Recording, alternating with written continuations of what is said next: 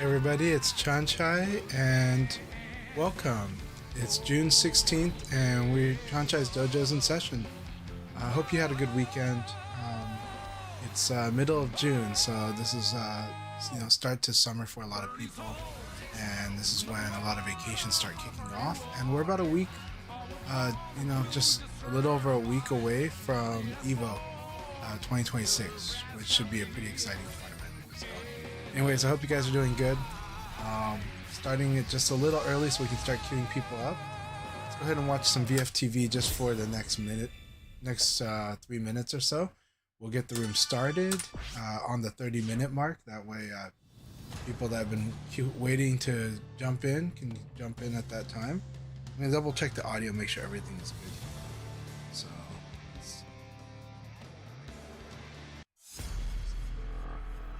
okay, audio sounding pretty good.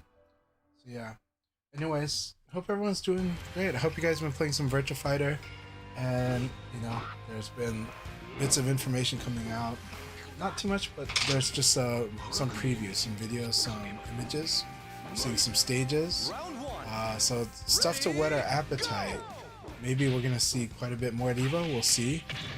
I did see a tweet today though from Angry Bananas, who is community manager at RGG and Sega, and he basically said he looks forward to seeing people at EVO next week at Virtua Fighter. So if you're playing Virtua Fighter, please reach out to the folks at Sega that are over at EVO next week, and spend some time with them. They're all wonderful people, the ones I've met so far, and yeah, it's going to be a great time. Also, Rayblade's going to be one of the tournament organizers, one of the bracket runners. So reach out to him. Now, when he's working, he's busy. But when the tournament's not being run, he will be the guy who's in the know of where everybody's at, where the sessions are at. Sometimes he helps coordinate a really special session at the famous Salty Suite. That's the suite run by the Hawaiian fighting game community. But they often host a lot of awesome, wonderful sessions and events. Some stuff that does get streamed too. And last year, there was quite a bit of Virtua Fighter activity happening over at that suite as well. So if you're in Vegas next week, there's going to be a lot of good Virtua Fighter action. The community definitely shows up. We definitely got some good players, so that's going to be really fun to see. It's going to be really fun to have. I don't know, last year it was pretty awesome, so I'm looking forward to seeing what they do this year. Looking forward to hearing all the stories about everyone having a great time. That said, aside from that, I just watched The Furious last night. It was an amazing movie.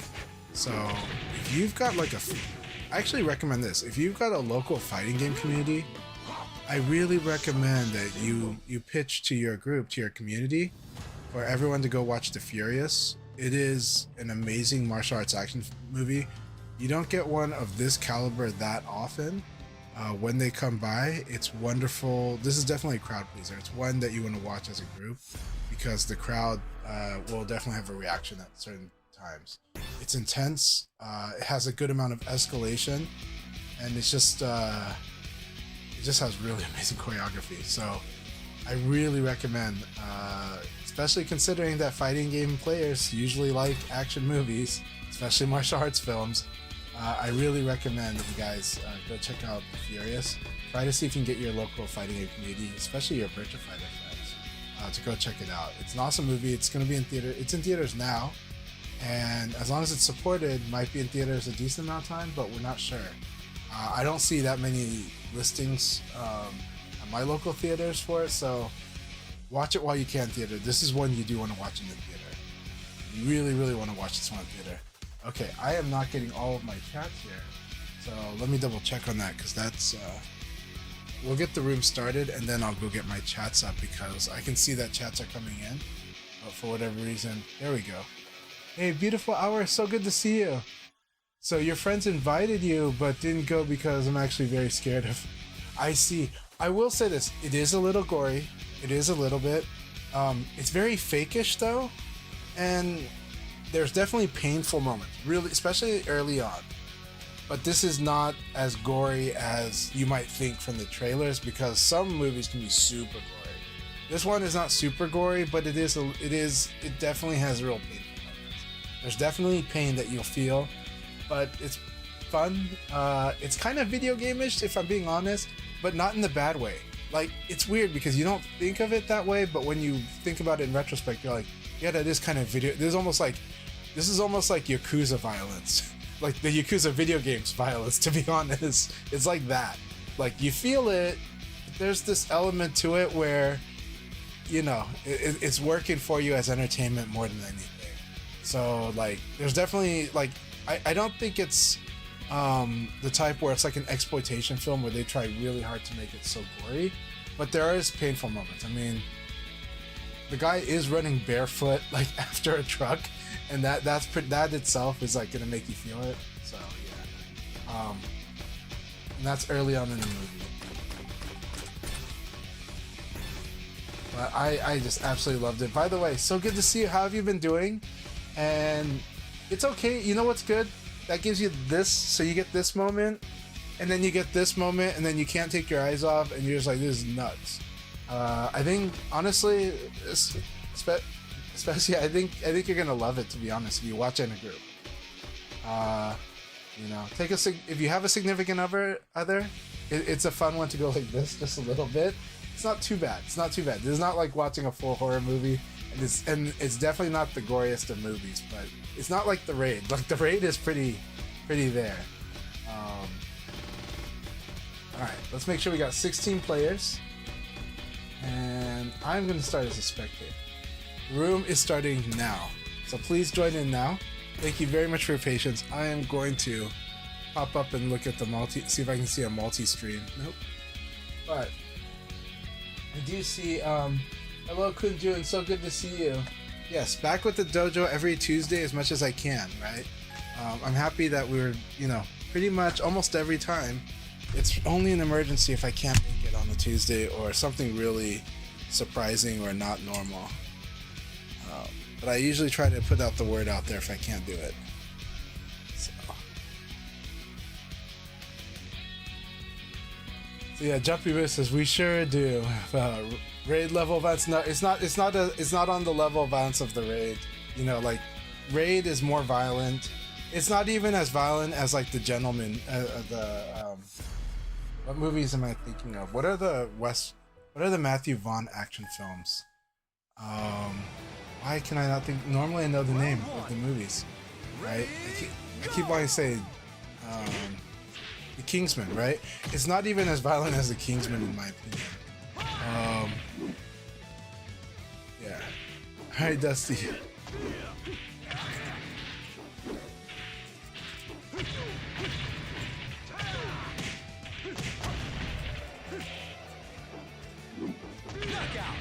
Alright, glad to be back on. Glad to have you here.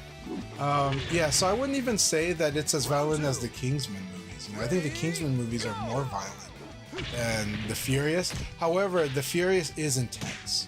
So there is intensity, there's escalation, absolutely. The emotions can run high. And one of the advice I gave in the Virtufied, the community Discord, was I said, in those calm, if you need to use the restroom, there's going to be calm moments that they're not super long, but they're long enough that you should go run to the restroom then. And then that way you don't miss the action, because some of the action scenes can go a bit. And they're, but in a wonderful way. This is not like boring action at all. I did not get bored with any of the action. It wasn't like, I mean, you go, geez, this is long, but you're also like, geez, this is long and this is nuts and I can't believe it's escalating even more. But it's not like when's this action scene gonna be over? You know, I never felt that at all. You know, it's really exceptional. But it's true that you're gonna feel it. You're gonna be winded after some of these scenes. You'll be like, oh my gosh, you know, because you're really feeling it for the characters.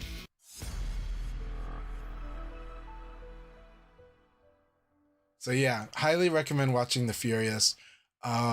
If I'm pushing it a little hard, it's because it's another one of those movies where you like, this is the kind of movie you would like to see more people go attend to. But that said, they've already confirmed that The Furious 2 is in production. They know they're gonna. They know. I mean, the movie was made on like a $20 million budget, so yes, it's gonna be profitable. But I still want it to be a big success in the U.S. because I would like to see more action movies like this being theatrically released in the U.S. Hey, Portland X, I'm so glad you got in. Oh yeah. So I will admit, this is the middle of June. Middle of June is a calmer time, and I did not, just for this week, I was like, I'm not gonna heavily push the noise out there. I'm not gonna push the signals out today. I'm gonna keep it calm because I felt like today felt like more like let's do it a calm day. But I want as many people as that can to join in. But I did kind of like kept it I just kept it natural pace today in the sessions. I didn't go heavy on the signal boosting at all for today. But yes, obviously you guys know we're live today and I want as many people to join as possible. But I kind of felt like this was the day to kind of just go ahead and let it be let the signals kind of be more calm today. And I love how we're already hitting at 9 people. The chat's already enjoying my discussion of the Furious. And we got FC Racer. We got a lot of players who are working on their skills too. I think this is a fantastic group, actually.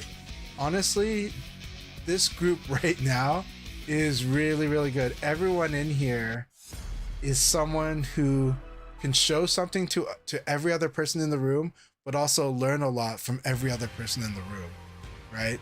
FC Racer is a person where they can close out they find win conditions, and that's what you have to keep in mind, that this person they're strong, but the main thing is that they end up finding win conditions, and eventually that also means they're the type who eventually finds a read, you know? So you got to be careful about that. You got to watch yourself a bit when you fight them. Lasercat Games is pretty steady and solid, but if you're careless, you're gonna eat it. Portland Axe Boss is a real wild card, so I can't begin to tell you what they're gonna bring to the table. You may be surprised, but they're also developing, and they just started playing Wolf. But I think also with that, there's that wild card. You may be surprised, right? Now Hicks is pretty strong, so you're gonna definitely have to really challenge yourself on a lot of things, your fundamentals, and especially because if they're playing Brad, you want to be careful with their Brad being able to punish a lot of mistakes. Especia has a lot that she brings to the table. Her Vanessa is quite good. The thing that I would say that is the scariest thing from last year, and it may be very different now, is that I think Especia is really good at duck and punish. Not many people in Virtua Fighter are good at duck and punish. Even Nelly struggles with duck and punish, which Vanessa is quite good at. Especia's duck and punish is pretty scary. Like, she is ready to, like, if she ducks a high, you're gonna eat it. She does other stuff well as well. She's a very good fighter. And so again, I think, and Subterram as well, Incident 2, like seriously, everybody in this room right now, I think Dusty could be scary. They're playing as Pi right now. But if they're the Dusty I think they are, then normally they're Shun. Pretty scary. Now, of course, Rayblade is the one who's going to be really putting the tests on you. So you're going to be really tested when you fight Rayblade. But the thing is here's what I will tell you about Rayblade. Rayblade likes to act on his read. So if he thinks you have a favorite pattern or a tendency, he likes to attack it. So just be prepared for that. Just keep that in mind. But don't be afraid to do what you're doing. You just got to watch to see if that's what he is doing. Okay? That's the trick. Your win conditions are still your win conditions. It's just about how do you execute those win conditions when someone's expecting them. And sometimes it means you do other games for a bit. Sometimes it means you just got to be a little extra clever about when you're going to put it. Or sometimes you just got to discourage them from thinking you're going to actually do it. And just, but another way is you just figure out, what is it that they're doing to try to punish my win condition? How do I punish that? And that said, though, the problem with that is you can be a couple steps slow when you do that, and Ray will be a step ahead of you. That's my trick, is just trying to do it very quickly, and then quickly move with it against Ray. That's because Ray and I are both very strong. For you guys, it's going to be an interesting test but it's gonna be a good one because you guys are gonna find different ways to approach. Just take it as an opportunity to get stronger. By fighting someone like Ray, who's gonna try to target what you tend to do, he's gonna make you uncomfortable. But it's really good for you to overcome, not to overcome completely, but to understand it and to kind of learn to work with that and kind of learn how to fight when you're uncomfortable. One of the biggest skills in VF is how to stay cool and how to keep fighting even when someone is assaulting your comfort. It's the number one thing actually, because your comfort is likely to be what can get you in trouble when you're too comfortable, right? Getting yourself at the right tension is a very strong skill, and it takes a lot of matches to improve that. But Ray is a good opponent because he gets straight to it. He tries really, like, he's that guy who's like, I know what you're all about, and he might be wrong, but he thinks he knows what you're all about, so you got to work with him. And sometimes you can work it to your advantage too. So yeah. Round 2. Okay, so Strave says Dusty is not Kramen. No problem. Glad to have Dusty the Moth here though. Dusty the Moth, you are so welcome here. Sorry if I mixed you up for Dusty Kramen.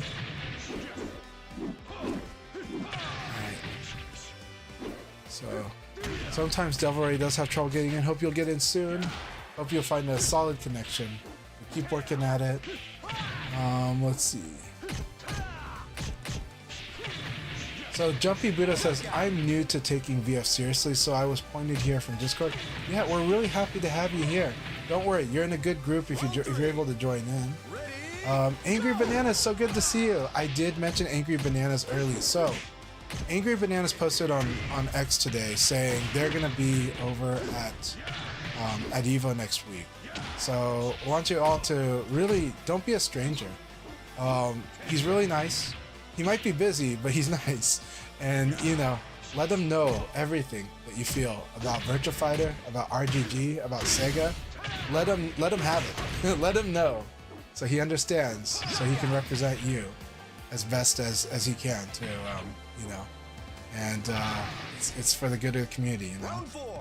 So yeah, Angry Banana, so good to have you here. Thank you very much. I hope you're having a great day, man. I hope you're having a wonderful day. I'm hoping to be in communication with you guys soon. Let's see here. Yeah. But yeah, Jumpy, ask any questions you want. I'm happy to help all the time. We're really happy to have you here.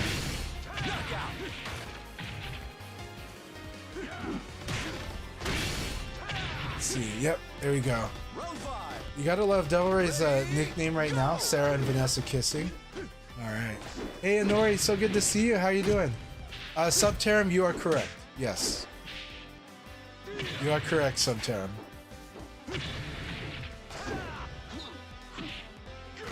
Alright, and Raveblade, yeah, it's okay, yes, when you're going to offline events, it's good to have a keycard version of VF for Switch too.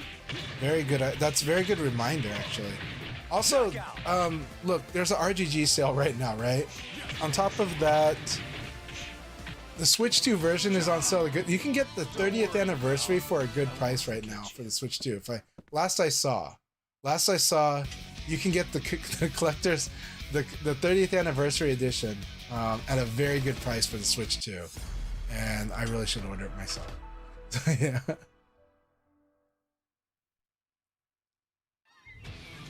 FC Racer, what happened? They got this. Yo, FC Racer's here. Gotcha. It's because they got knocked. Yeah, but Especia's a good fighter. Especia's good to fight too. But I understand. I want, you know. No, it's really good though. FC Racer and Especia, I can see you two having really good battles together. Be very careful when you fight Especia. She's very strong.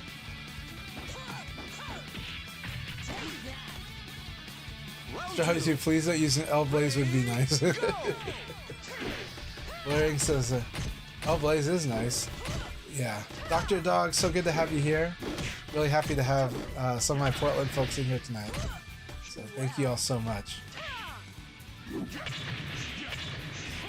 good. That's very punishable. That one, those double kicks were very punishable. Very nice intercepting the guard break here. Very nice intercepting the guard break. This is what, like I said, this is what Especia is very scary at. Her duck and punish is really good. Ready, go! It's because it's committed. So the thing is, she's not doing it as a reaction like some players do.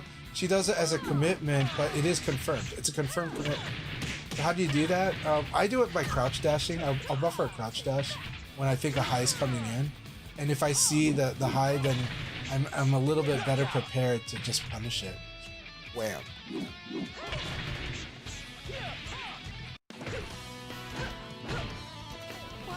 It's good experience, good game, both of you. I think it's just great experience overall.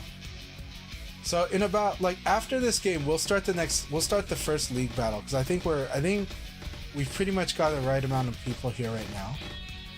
Is anybody having trouble joining the room right now? Please let us know. Please let us know if anyone's having trouble joining the room right now. That way we'll wait for you. I am a patient person for that, but we will try to start the league as soon as we can with everyone there. Yeah, so everybody, Carlos or Angry Bananas is asking, he's saying he hope all is well. He's asking who's going to EVO, so if you're going to EVO, please let Carlos know. I know quite a few. Let's see, from tonight, especially, are you able to go to EVO this year? I hope you are. We know Rayblade will be there for sure. I don't know if Phaser Cat Games is able to go. He doesn't chat in the group chats, but that's Whitmer. Yeah, I know a lot of us wish we could go. FC Racer is going to be there. I believe, yeah, FC Racer is going to be at EVO. FC Racer is usually there. FC Racer will definitely be at EVO. Really happy to see that. I know that my friend Jate is going to be there. Probable Cause. Probable Cause and Rayblade are in the same bracket. Yeah. They're in the same bracket as Tricky, but Tricky is debating certain things. So we'll see the updated news on Tricky later. Ready, go! I wouldn't. I mean, I think it's still up in the air on Tricky's part because there's a lot of things that she's factoring in. But I hope she goes. Man, last year's EVO looked amazing. From Rayblade shared quite a bit of photos. Community Sega shared some photos on the Virtua official Discord. I don't know how they're structuring it now. I believe they've just been doing a restructuring this past week on how they're organizing the community stuff. And again, we're gonna applaud Akai for being the community leader on the official Virtua Discord. So he's a moderator as well as community leader on the Virtua Discord. So I want to give a real big applause to Akai for that. I think that's like the best person for the job. Akai is amazing, and actually I just saw today, you can see the Akai Leagues has a section on the community Discord. So there's a section for the Akai Leagues on the community Discord. The rules, it's structured. It's a structured group there. All right. Okay, after this game, we will start the next league battle. But yeah, but again, shout outs to Akai. And so Akai has been doing a wonderful job. I saw him responding to people's inquiries because, you know, people are representing how they feel in Virtua Fighter. Now, that said, the official Discord has always been the best place I could think of that I've seen Sega actually responding to the community's feedback. Aside from the surveys they put out. So, of course, there's the surveys Sega puts out, but the official Discord has the feedback section, the suggestions section, and honestly, a lot of the times the stuff that that we've seen them do that sounded like that stuff community asked for, I swear, a lot of times it feels like that's the number one thing they're reading. That's the number one thing that gets info to the devs, however they do that. And but now we've got Akai there also, constantly a presence on that Discord, so I'm really excited about that. I think as a community, we're insanely lucky for this. Round 3. Ready, go! Alright, let's see. But yeah, please, so sorry to hear that Especia won't be going to EVO this year. That's really too bad. You are always a wonderful presence, and last year, one of the cool stories was you got to meet Tricky there. And I got to hear you talking about Tricky, and I got to hear Tricky talking about you at EVO last year, so I thought that was wonderful. And then also when I finally got to play with you in person at LA Gathering, and it was really fun. Really fun. And it was great to see like how strong you are and how much VF has really clicked with you. So thank you so much for everything you do. You really do make the Southern California Virtua Fighter scene stand out. Beautiful. So thank you so much. And yeah, shout out again to Akai. Yes, super well deserved. So blurring passcode is 4565. 4565. Subterm says much love. Your support of the South American players is greatly appreciated. Yes. Yeah, and we do want the Latin American players to know that they are really well supported, both by the community and I believe by Sega as well. Like, if anything, I've noticed an interest. All right, don't jump in. We're gonna start the league battle right now. Good luck, have fun, everybody. I am actually on the spectator, so I'll be watching. Looks like we're probably gonna be following Subterms battles. It's gonna be a lot of fun. I do love league mode. Today we didn't seem to run into the problems of people having trouble getting into the room. So that's a wonderful news, but we do want to let Angry Bananas know we see it a lot every week, and we know that Sega knows, but we want to remind Sega, hey, it would mean so much but of course with the Kai Leagues having a more official presence, it means so much if this can get on the pipeline, if somehow the handshaking, whatever it is, the challenges that might be happening in the lobbies, because both Akai and I have achieved regular maxing out at 16 players in the past, and we'd love to see that more again, because we know that the players really love that. When they see that, they resonate well with it, and they're excited to join the one that they can, and they're excited to do more rooms too. And I know that this is the core of the core. This is the the retention crowd, but they're not like the mass crowd, but we think it's helpful. And so we're hoping that the lobbies can keep improving, because we really believe that we can help create more welcoming gameplay spaces in Virtua Fighter through these lobbies. Of course, we want Rank to always do well, and I definitely want to somehow figure out a way for the community to kind of rally around scheduled times for Rank. In a way that just works out. I think at first, starting it on the community Discord is probably the best place to start it, and then kind of gradually getting up to if it's a thing, it becomes a loud thing, and that would be great too. And then becomes more of every day as Rank time. To kind of build that pattern, but that's wishful thinking. But I think it's worth striving for. But I love the room features that this game has, and I want them to keep working as intended, because it's amazing. This league battle mode is so amazing. I think, ever since its introduction in Virtua Fighter 5 Ultimate Showdown, I knew right away that I wanted to use this mode, and I was so happy when Nakai also decided he wanted to use this mode. And we both have been, we saw like what it could do for our community, and it's done a lot. So we want to keep doing a lot more. Alright. Okay, so hell yeah, I'm really happy, especially to hear that you're going to CEO. I know quite a few people that's going to be a CEO. So I'll let you know. It's just, there are some people who told me not to tell everyone that they're going to CEO. I'm like, okay, I won't, but I wish. I would like to tell everyone that you're going to CEO. And they're like, don't say anything yet. I was like, okay. But there's some good people going to CEO. CEO is going to be a wonderful event. And yeah, especially with this year's summer schedule. Alright, Incident says, I got to meet and play Lauferes at Combo Breaker. Super cool and strong player. Yeah, he's really strong. He's super cool, and he's a lot younger than a lot of people realize. So he's really awesome. He's going to be at EVO. So Lauferes, I believe, will be at EVO. He won't be able to qualify for the invitation for the VFOC, but I'm cheering for him. Doesn't matter. He's there for the love of VF. He's there happy to play at EVO. Of course, he would love to win the prize at EVO. And I think it's going to be awesome for all the people that get to meet Lauferes at EVO, including those who had met Lauferes at Combo Break. And everyone I know that met him told me that they really liked meeting him in person. He's very excited. Alright, Subterm, Evoid. This is a very intense. This is a really cool battle. Be very careful. We're watching. Oh, that was a nice call out right there. Just right as he got the stance and right before it could actually.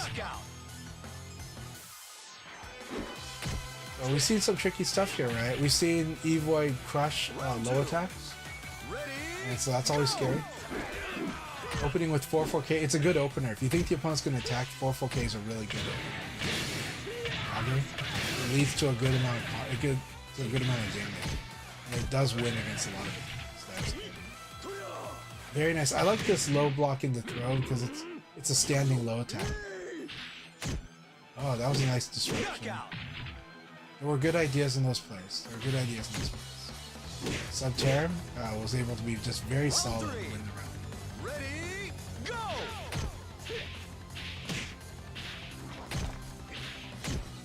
Subterm's keeping it simple with fast or efficient hooks.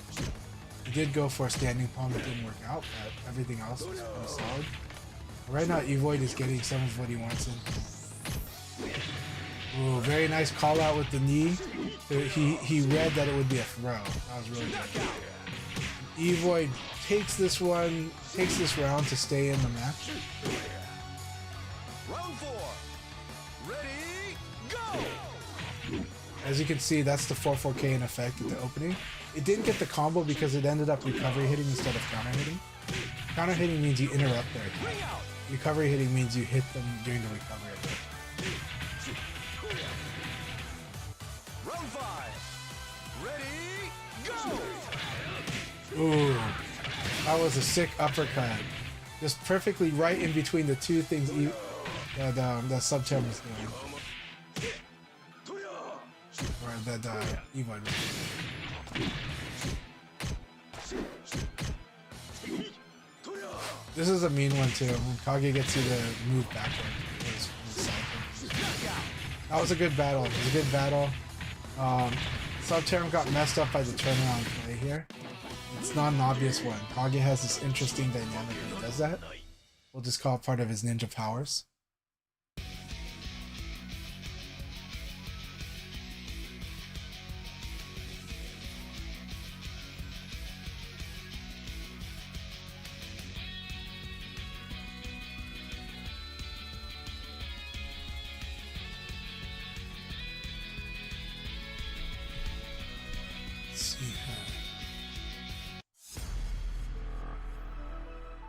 So yeah, we've had some wonderful news, right? In our community, the two big pieces of news that were really exciting about the players was, of course, Rental Animator was announced to be the co-director of cinematics. And then, of course, now we have Akai, who is the community leader on the official Virtua Fighter Discord, which is an amazing role. And yeah, as a community, you know, like Sega's listening, and also Sega's picking wonderful people. They already have wonderful people. It's just been really great. Really great.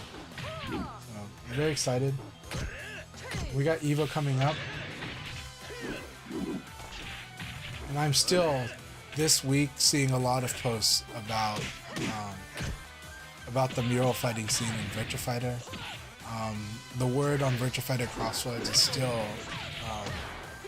incredible goodwill and everybody excited for that game. So I'm really happy to be seeing that. We're seeing that all over the place. So we've got the good vibes on our side right now.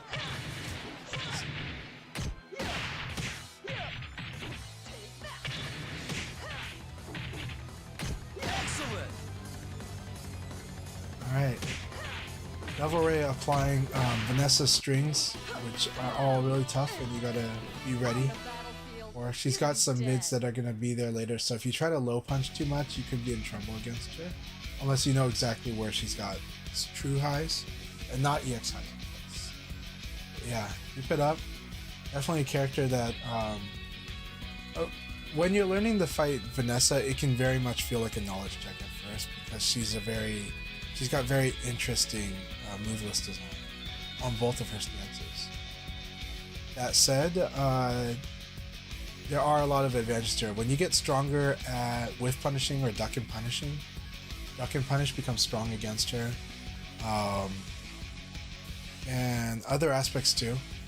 But learning how to fight with her at like mid-range can be pretty strong. But it can challenge her accuracy is really what it is. But she is capable of chasing. So if you think she can't chase you, you'll be in trouble. It's just more that you contain, like you kind of limit what her move list is likely to be by using the space. And that is strong in VF period. Like some opponents will use the moves that are exactly spaced out where they're at, and that makes them a little more predictable. A player like me will mix in movement and moves to kind of create quote-unquote extra moves within that space. So like if we're further out, you have to think that I might do crouch dash into a faster attack. It'd be something similar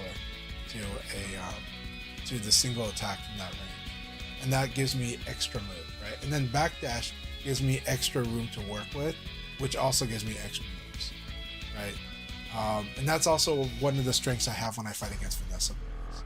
A lot of Vanessa players, the range dictates the moves they're likely to do, but I'm using movement a lot to kind of give me more moves, but also to be able to punish the moves they're likely to do. And that's my advice if you want to know how I got stronger at the Vanessa mix-up. That's part of it. Hey, Karasuba Shiro, so good to see you. Hope you're doing very well. I think everyone's doing pretty good. I went to see The Furious. I had a blast. And yeah, it's another great week for VF. I love that almost all of the Virtua Fighter related messages that I'm seeing on social media, the videos I'm seeing generally are good, you know, and even a lot more people that have been trying Virtua Fighter that haven't tried it much yet. And we're definitely seeing those on both the community and the official Discord. We're seeing new people that are coming in still after the Crossroads reveal. And I'm really happy to see people wanting to play this game, to learn this game, to learn general Virtua Fighter in anticipation of the Virtua Fighter. So as a community, I want to remind everyone to be very welcoming.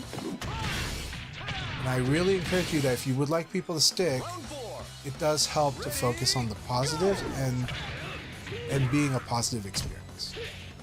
So if you focus on the negatives, it's weird when the people complaining about people staying or sticking are the ones who complain about stuff. That's the weird thing. I'm like, well, you kind of scared them away. You could have been a part of the positive experience. In which case, maybe they become one of our good new voices that are encouraging. Each person's got a right to say what they want. But I think honestly, most of us have positive things to say. It's just easier on social media to talk about the negatives. Actually, it's just normal. It's human tendency. We do have a negativity bias, and sometimes we look cooler when we talk about the negatives. Some people are afraid to look like a sucker when they talk about the positives. And I'm like, but I don't think many people think I'm that much of a sucker. Well, some people think I'm a sucker until they get to know me enough. But I work with it anyways. So they might think that they've got something that they can give me a deal on or something, and then it's like, well, we'll see. But let's keep talking. So yeah.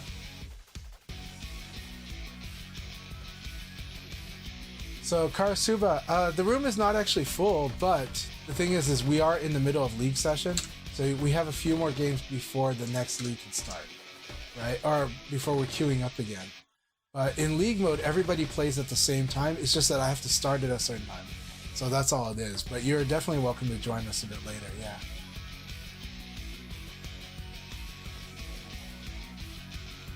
By the way, what is the pros and cons of using defensive move, sidestep, and offensive move? Okay, I can tell you this. So, it's good that you know the terms defensive move and offensive move.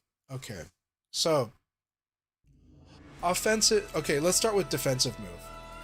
When we talk about successful sidestep in Virtua Fighter, we're talking about defensive move. Defensive move, which I tend to just call evade, and Tekken players tend to call sidestep.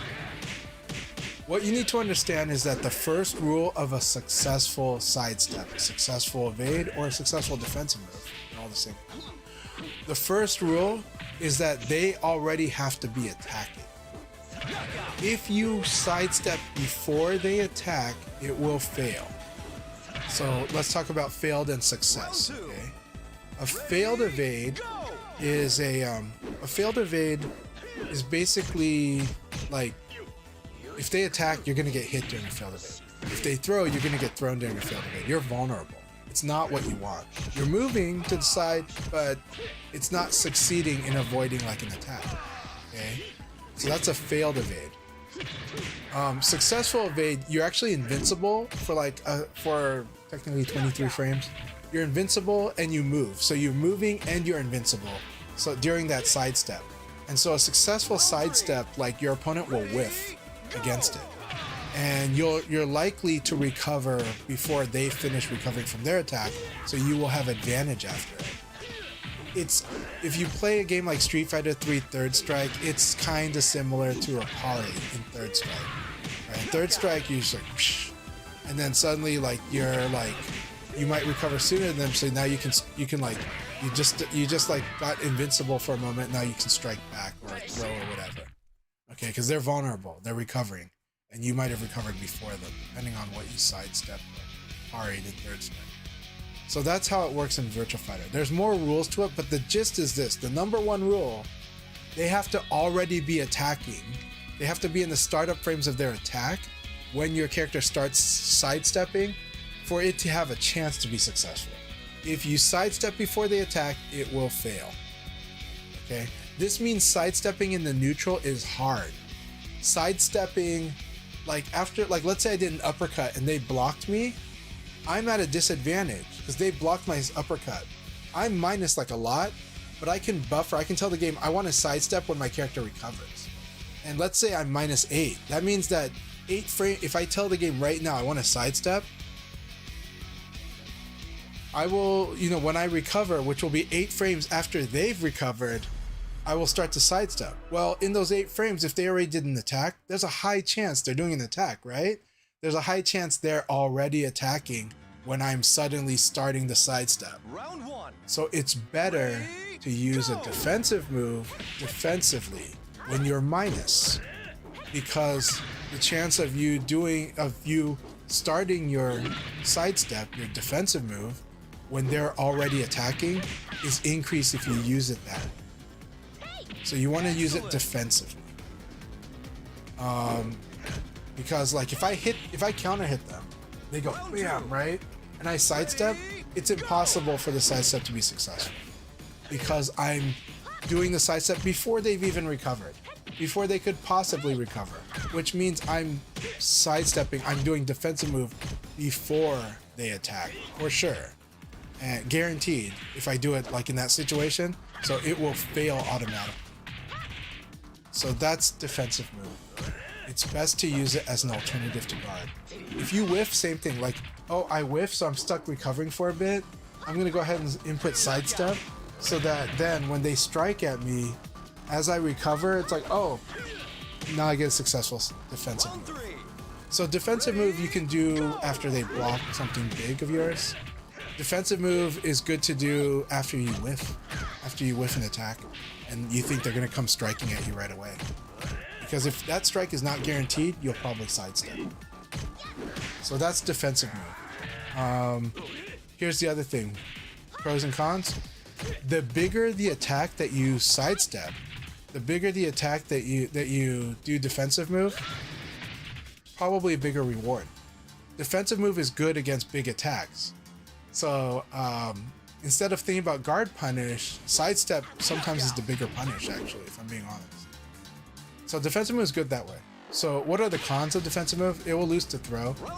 It'll lose to circular attacks, full circular, and it can lose to half circular. And also, if your opponent delays their attack so that you sidestep before they attack you, you'll get hit. So that's how they typically beat sidestep. They'll use a full circular attack, they'll throw you, or they'll delay enough. They'll throw away all the advantage they have, and they'll try to make it so that you sidestep before they attack, so they hit you. I hope that makes sense. This is what we call defensive move, or sidestep, or evade. Okay, this is gonna lead to our offensive move, because this is gonna be fun now. If that made sense to you, I hope it did. If it doesn't, send me a comment in the video. I will explain it all over again. I have no problem doing it as much as you like. You know? Offensive move is a fun one though. Offensive move is not recommended for beginners. If you're a beginner, do not do offensive move. You will put yourself in trouble. Okay, so what is offensive move? We said that defensive move is good when you're on the defensive. Okay. Offensive move, here's the funny thing about offensive move. Offensive move we input our sidestep and we interrupt it with all three buttons, PKG at the same time. Okay, when we do that, we do a thing called offensive move. And here's the funny thing about offensive move. Offensive move loses to attack. Offensive move loses to throw. So you have to ask yourself, why would I use offensive move? Why would I do this thing that loses to attack, loses to throw? If they're mashing, why would I ever do it? It's like, well, one, you would never do it when they're mashing. So that's the biggest clue that you've got here. You don't use offensive move when they're mashing. So when would you use it? Well, okay, let's say they do have a back and forth flow. Let's say they realize, like, you blocked their uppercut. They're really minus. And let's say they're afraid to attack now. So you know they're going to defend. Well, now you can use offensive move. You know, you use offensive move offensively when you have a lot of advantage, but specifically when your opponent is afraid of your advantage. So they know, like, they're afraid of you. They're going to defend because they're afraid of you attacking, right? Okay, so what does offensive move get you when you do it? When you use offensive move, you move in this funny way. It has a funny sound, but actually what happens is it puts the opponent in a state called side turn. And I don't want to get too detailed about what side turn is today. What I will say is this though. If you put your opponent in side turn, and when you do a successful defensive move, this also puts the opponent in side turn, by the way. When you put your opponent in side turn, there's a couple things. One, their defensive options are slightly slower because they've got to turn towards you again. Two, your attacks have better frames than they normally do. Your attacks are better when your opponent is inside you. You are much more oppressive. Not ridiculously more oppressive, but you are more oppressive. So now you've applied pressure to them. So offensive move, we use offensive move when we know the opponent is not going to attack back at us or throw. And so we just go boom, and suddenly, even though we didn't successfully sidestep them with the defensive move, offensive move puts them into that side turn state where our attacks are better than normal. So it's like a quick buff, right? It's like a dash in with a quick buff where now we're applying more pressure to them. So we use offensive move when we know that they're probably going to move or defend, but not when they're going to attack with them. That's what's fun. I hope this makes sense. It's a fun concept. I don't know what Crossroads will do with this concept, but I will tell you the side turn game in this game, which came in Final Showdown. So Final Showdown, Ultimate Showdown, Revo World Stage. The side turn game is undoubtedly, for the hardcore players and for competitive players, the side turn game is what made this game even more interesting than ever. It is the innovation that to the combat system that competitive players love about this game. They feel it makes it more interesting. The side turn game is is like an extra interesting fight, you know. It's like, you know, it's not as overwhelming as like a heat engage, but it's like a little bit of a heat engage. It's similar in a way, and the game actually becomes a little more attack heavy. There is a trade-off. Throws are less. The throw game is less interesting. It's not less interesting, but the throw game gets a little more complicated, and not in a bad way. But the attacks get better. So when you put your opponent in side turn, your attacks are better, and you have more incentive to attack than to throw. But now things like concepts from other fighting games, like the mid-low mix-up game, is stronger when your opponent is side turn in this.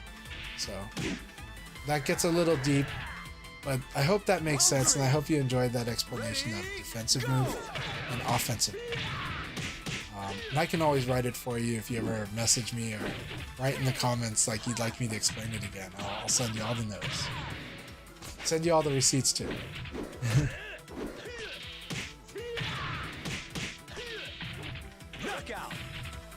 So Karusuba, I hope that makes sense. Incidents, sadly, no, we'll make... Okay, so Incident, I'm happy you're going to be at CEO, of course. That is more of your local regional. And LA Gathering, I'm so happy you're going to be there. I'm really happy we're going to get to hang. I am sad if you can't go to Evo, though. So Jumpy Buddha says, yeah, Crossroads got me back here. Welcome back to VF.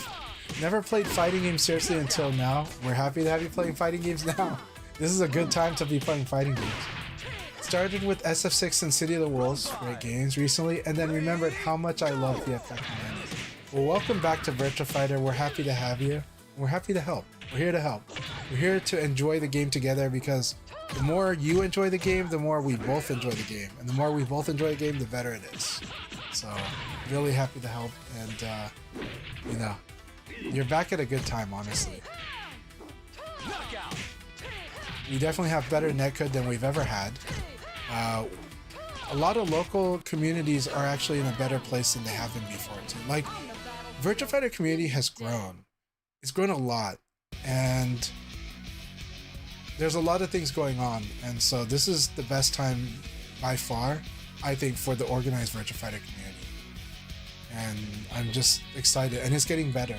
So we're going to keep making this better. So Subterm said I backdash way too much. Backdash can really get you blown up. That said, there are places where it's safer to do and places where it's riskier to do. So always consider the risk reward, or always consider where the risks are when doing it. And if you do that, you'll find really good, strong places to backdash. Sir Hicksaw said I was pressing too many things at once. Game had no idea what I really wanted to do. Strawberry says, please keep side turn frame of vision. I do want the side turn game to stay. We'll see what they do. Or here's the thing, or an evolved form. An evolved form is great, you know. And I think there's gonna be. Look, here's the thing. I have no doubt whatever they do with Crossroads, it's gonna be really interesting combat. 100%. And so we'll see what that means for them. But let's see the design. But I am hoping that I think side turn game is truly. I think it's really cool, and I think it is one of the natural things to carry over. But we'll see what their design team comes up with, and where they think the focus should be, and where things escalate, and where things can go uphill and downhill for each player. So Karasuba says, I use offensive move. Usually I go for the grabs on back and side or attack. But yeah. Okay, so those are the set. Yeah, you're using the set plays that are more established. But not for the evade. Yeah. And yes, you don't use offensive move for evading. You use offensive move to attack the side or setting up certain stuff. Jumpy Buddha says, wow, this is awesome. I don't understand everything you're talking about as a beginner, but this is awesome information. Yeah, I was answering another person's question, but I promise you, Jumpy, I'll be happy to talk at your scale about any topic you ask about. I will try to break it down in a logical way or illustrate it. But yeah, Karasuba was asking about an advanced concept. As I said before, though, side steps beginners do want to learn. Offensive move, don't touch it as a beginner. It's likely to do more harm than good for a bit, and then you'll get there. There'll be a time when it's comfortable to do. You can definitely try it if you want to, though. But understand, if they're attacking or throwing, your offensive move will just lose. So it's one of those where when you realize that you can start seeing when the opponent's going to defend for sure, that's when you're like, okay, I think I can start using this.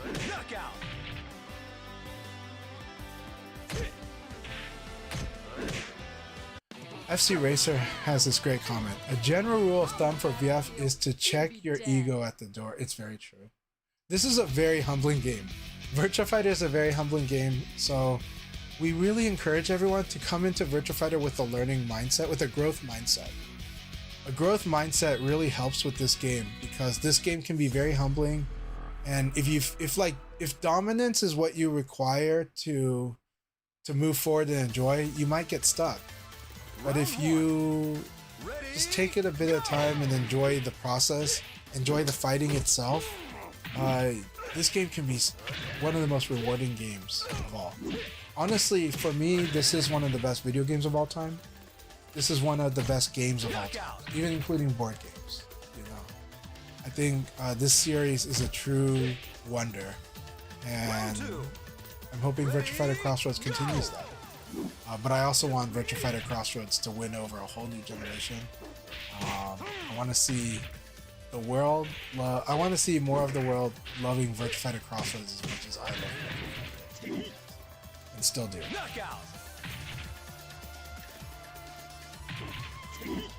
Yeah. As FC Racer said, they'll check your ego at the door. Beginners and experienced players and pro players need to follow this. Yes, all of us do. We all, like, I will say, a lot of the strongest players in Virtua Fighter you'll find to be pretty cool, chill, sometimes even very humble. And that's because this game is pretty humbling itself. It's kind of like the martial artist journey, right? The martial arts master, in a way, is actually humble to nature. It's humble to a lot of things. Of course, they have to act with confidence and determination, but they've gone through such a long journey to earn that. And even then, they're still looking up, looking forward. So keep looking up, keep looking forward, and keep an open mind. It helps. The open mind really helps because in Virtua Fighter, everything you do has multiple good answers to it, and everything your opponent does has multiple good answers to it. So you always have abilities to find an answer for what your opponent's doing. But your opponent also has the opportunity and ability to find answers to what you're doing. So if you keep doing the same thing over and over in Virtua Fighter, you're gonna run into someone who shows you the answers. You know, it doesn't mean just be chaotic randomly. There's an order, but it does mean that if you're just being like a numbskull about anything, you get numbskulled back pretty hard. Ready, go! Yes, Inori says, so glad VF5 finally came to PC.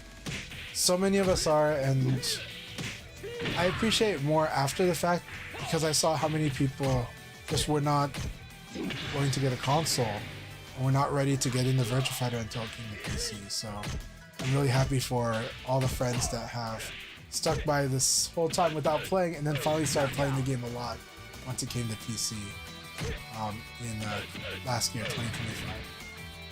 Round 2. Ready? Jumpy Bitter says, I like that the mental stack here is more about knowing your moves, not managing 3 meters at once. I'll admit that I think you'll like this advice I have for Virtua Fighter. Once you're used to how your character's animations are, or what your character looks like in general, once you're used to that, you only really have to look at your opponent's character the whole fight.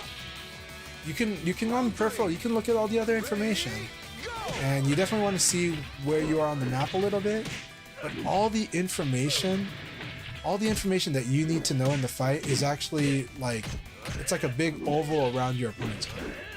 So you only need to focus there. And this is a big contrast to, say, I think Street Fighter 6, I feel like I have to look at about 8 points on the screen at once. But in Virtua Fighter, you only need to look at your opponent's character.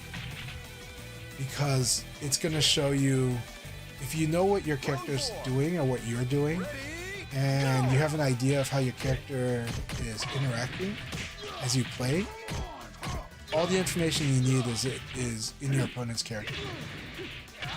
If my attack is on the way, if I see my opponent's character start to attack, I think my attack's is gonna counter hit them.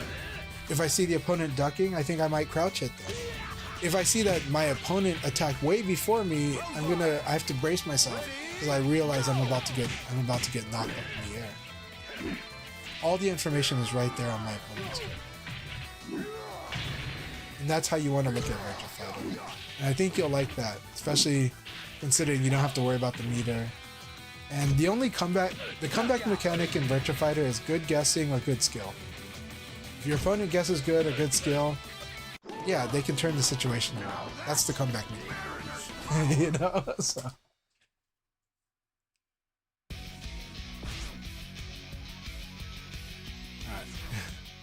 Let's be nice to each other. But Evoid is Avoid gets it, so he's like, says I love you. Sister X a lot. Alright, congratulations Rayblade, and also Evoid, awesome stuff. FC Racer got third, that was excellent, so very good session. Like I said, I think this is a really good group to spy.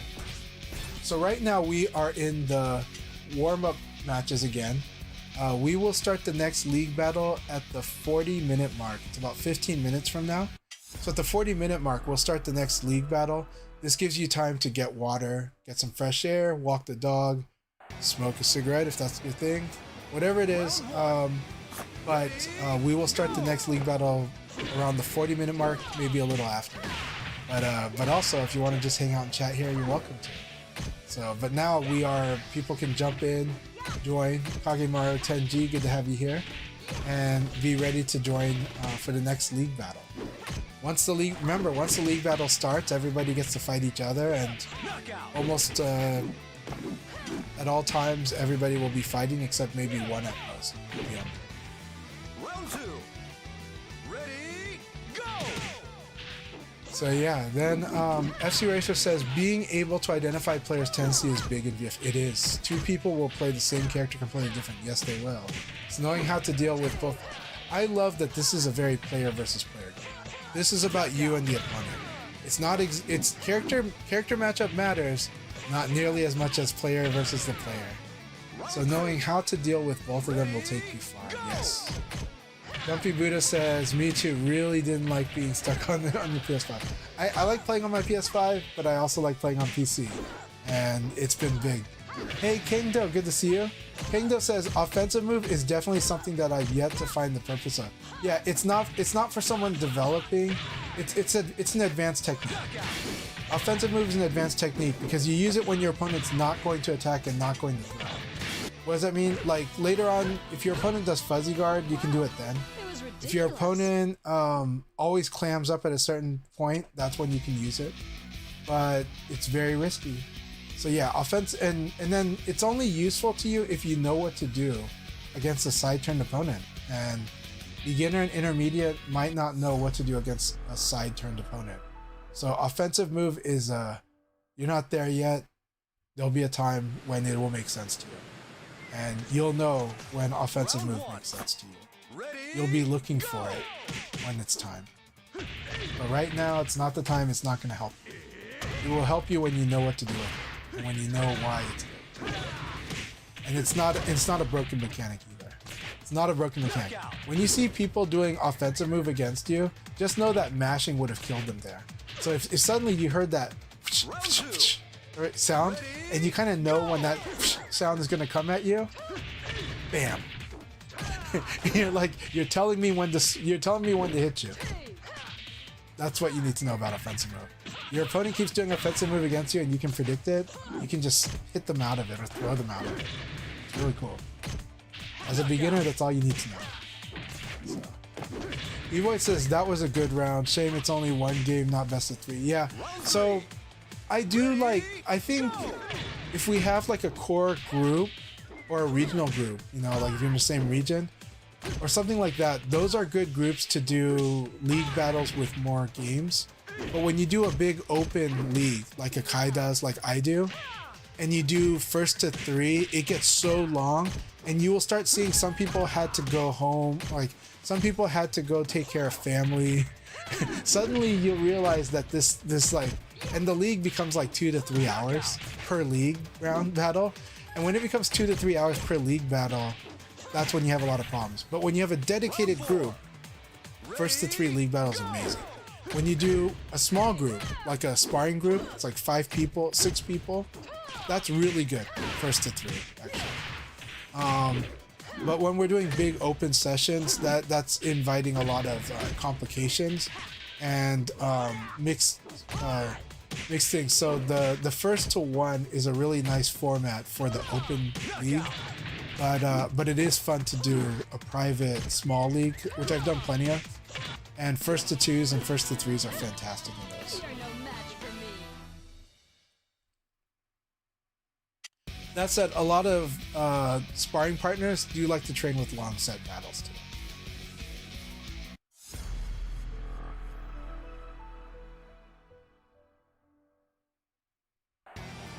Evoid has got a very creative Kage. I couldn't even tell you exactly what Evoid will do until I fight him.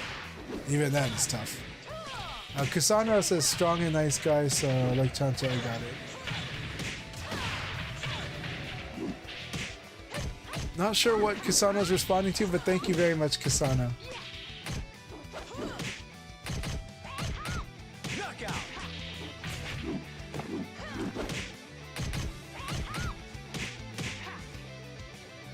Australia says, always love that VF doesn't have meter. Yeah, the only meter we have is the drunk meter, right? but I prefer having the drunken meter than the red cheeks meter. Shun had a drunken meter always, but he also, you could also just tell by his red cheeks on his face.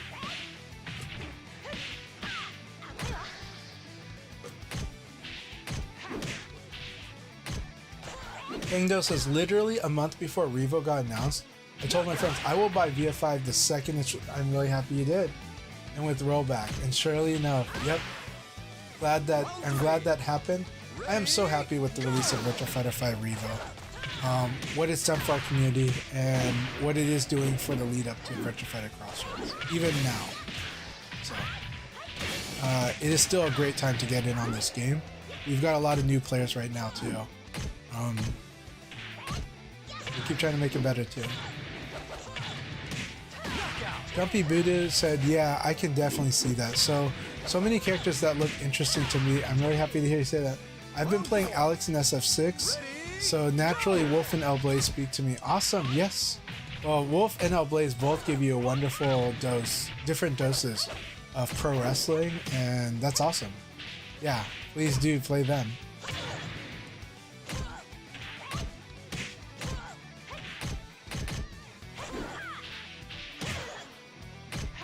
Dusty's gonna sit next one, no problem. But happy to have you back and happy to have you here with giving us company. We're just glad that you're here with us. And again, it's good to take breaks too, right? Small breaks are always good. All right, Evoid, you have a good night and thank you so much. Always great to have you here. And I do want to spar with you more soon. Sir Hicks-a-Lot has to skip this one, no problem. Need to take out the dog, sounds good. I don't want to make you guys wait. All right, well, I appreciate that, but you might be back in time for the next one. We'll see. But 15 minutes is a little tough for multiple dogs.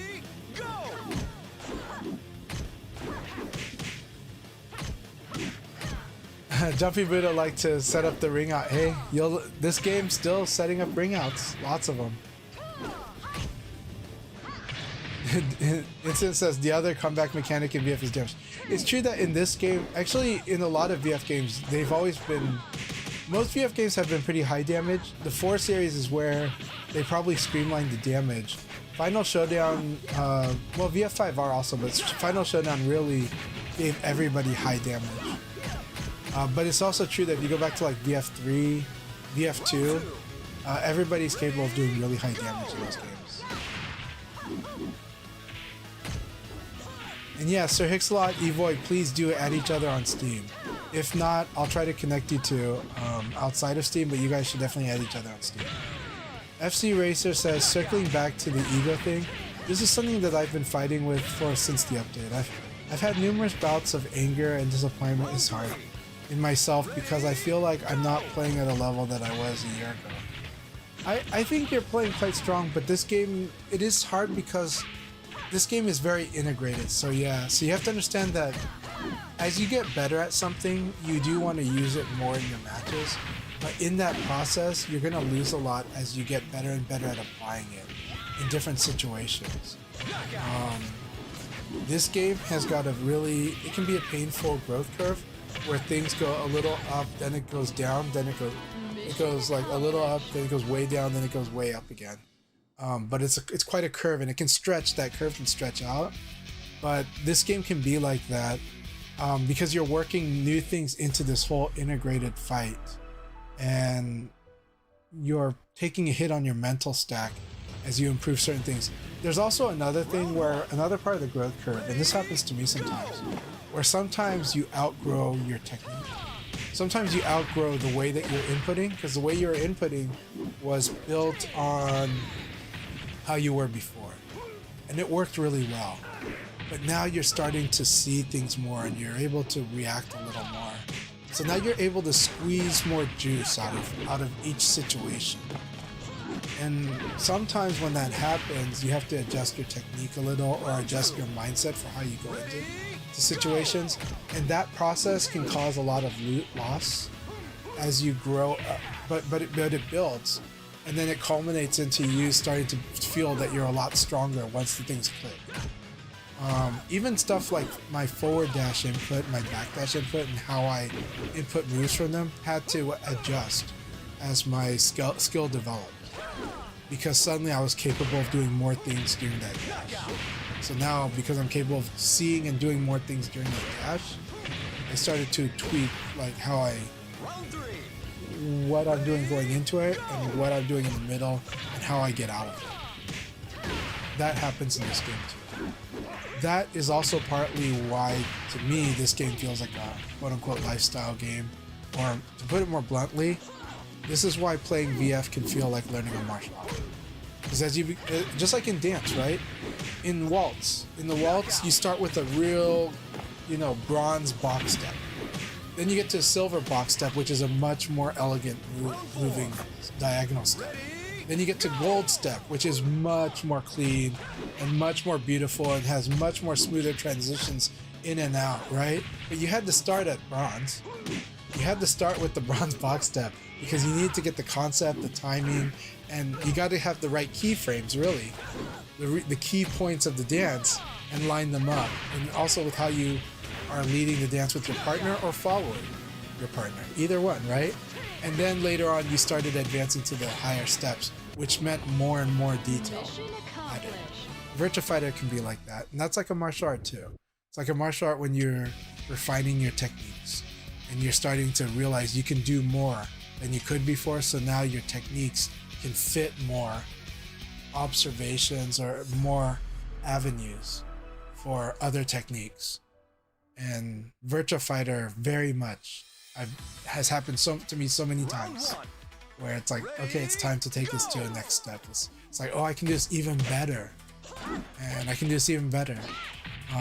Sometimes at a greater risk, so sometimes I'll lose to beginners because I'm not accounting for the difference. So it's fun, and it's what I love about it. But it is a challenge, and it is one of those things like, why can't you just be the same? And it's like, well, you could be the same, but you might not get stronger. But now you start going, I think I see what I need to do to get stronger.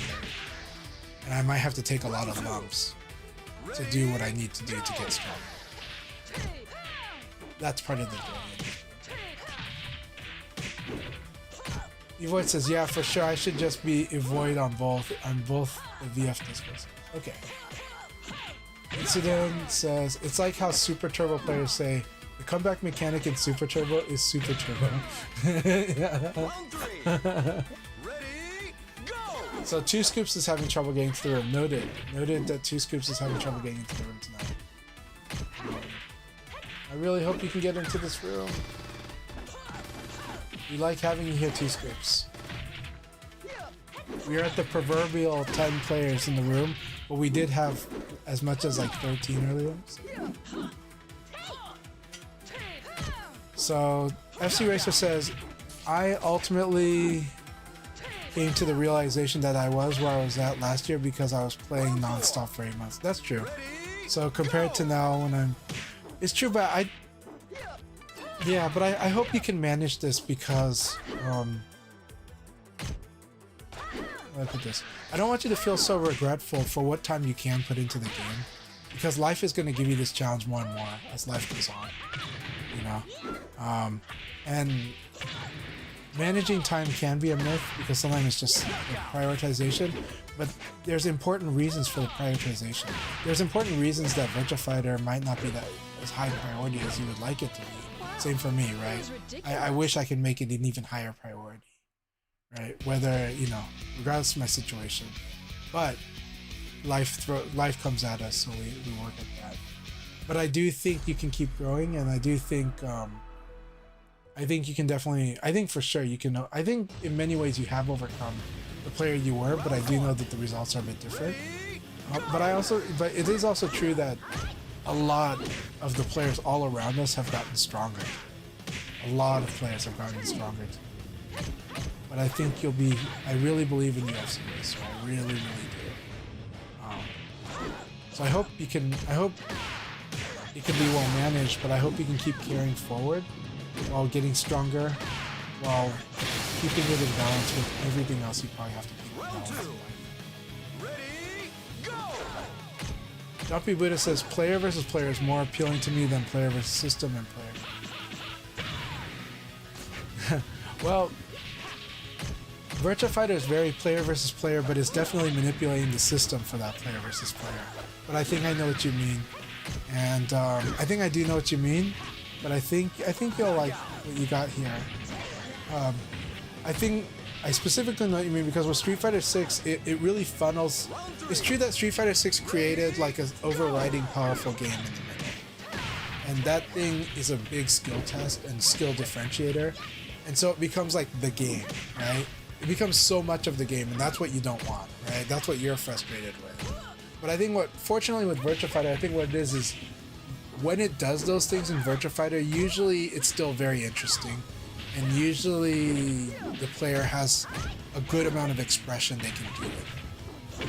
And so it should still be fun and exciting. That's my optimistic hope that you will see that too. But we'll see. But I can understand what you're saying though, where, you know, it's kind of like if you felt like Street Fighter 6 boils down to take the throw versus not, then I can understand that being frustrating, right? But I think Virtua Fighter has lots and lots of different ways to express different situations, and they're very interesting. So I hope you find your answer in Virtua Fighter. And I think for me, I see your answer in Virtua Fighter, but whether it comes to you or not, I hope you will find it. So Kusano, I'm really sorry. So now we know both Kusano and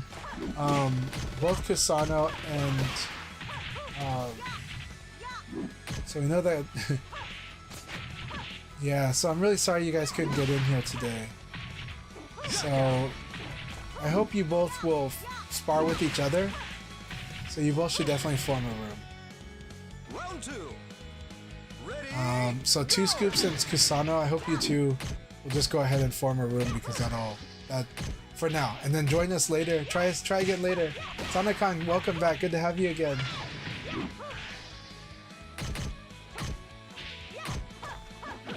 Alright, after this game we will start the next league battle. Kusano did get in. It is a miracle. Okay, so I'm happy Kusano's in. I'm sad that Two Scoops is unable to join.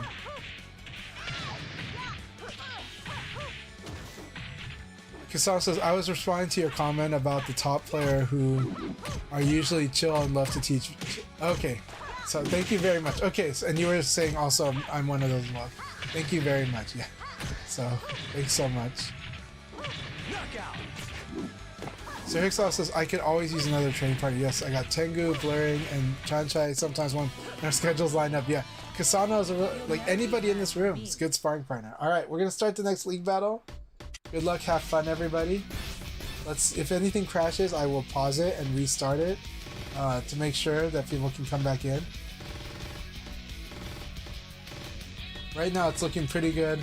Portland Axe, I hope you're having a good time in these rooms. I want to give a shout out to Portland Axe. Portland Axe boss, he is the owner of Portland Axe Storing in Portland, Oregon. I did not start Virtual Fridays. He started Virtual Fridays in April. And we have been there pretty much every week since, every Friday night, and we're having a wonderful time there. It's been a great way to both, we get a lot of Virtua Fighter in, but we also just chill with each other and chat, have some drinks, have some snacks, sometimes have tacos. And it's just been a really wonderful Friday night. We also watched like the Virtua Fighter Crossroads showcase event like 6 times that night. And just, yeah, it's been wonderful. So again, Portland Axe Boss, I appreciate you so much. I appreciate your friendship in person, but I really, really appreciate and especially appreciate that. But I also appreciate what you've done for our community, so thank you so much.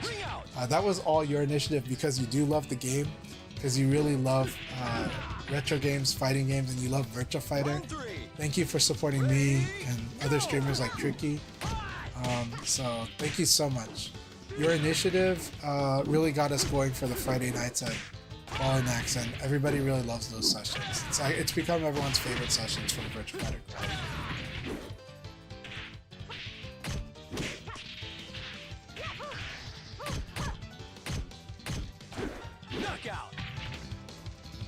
Alright, Sir Hixalot plays Terry in both Street Fighter 6 and City of the Wolves. Dusty says, I'll definitely be back on the round after. Okay, awesome. Might check in with Space and see if they want to jump in. That would be really awesome. Yes, Dusty the Moth, I forgot. Okay, this is Tyler. Tyler, thank you so much for everything you do too. So I want Dusty the Moth to know that they've also been a sustaining force in the Portland Virtua Fighter community. They're actually from Salem, Oregon, but thank you for everything you've done, because really our community would not be as connected as it is right now, like consistently, and as persistent as we are every week without you. Thank you very much. I really mean it. Everybody's always trying to manage their times and their priorities in different ways, but you've helped us really align ours in a way so that Portland VF is very active every week, and it's really thanks to you and Space Time a lot. But especially, thank you so much, Dusty the Moth. And sorry that I keep forgetting what your Twitch name is compared to your other handles. So yeah. Master Racer posted this blurb in chunks. Sounds good.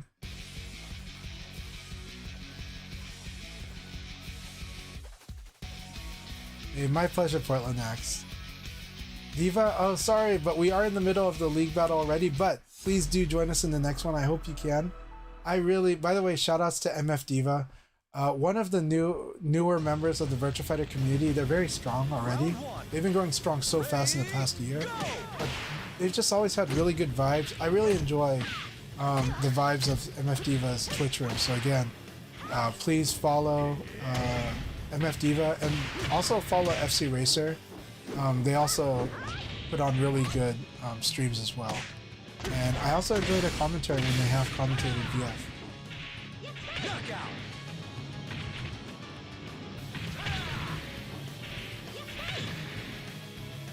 Round two. Ready, go! Hey, thank you, Diva. I appreciate you. So no problem. My pleasure. Also, I should give a shout out. Phaser Cat Games or Whitmer. They do make modern Atari games, I believe, and I think Portland Retro Game Expo. They've been a regular presence there, and other places as well. So yeah, shout outs to Phaser Cat Games. I hope they are enjoying 1.10 Pi. She's quite strong in this version, but she's been strong through all of Revo. She's very strong right now. That said, she is also pretty technical.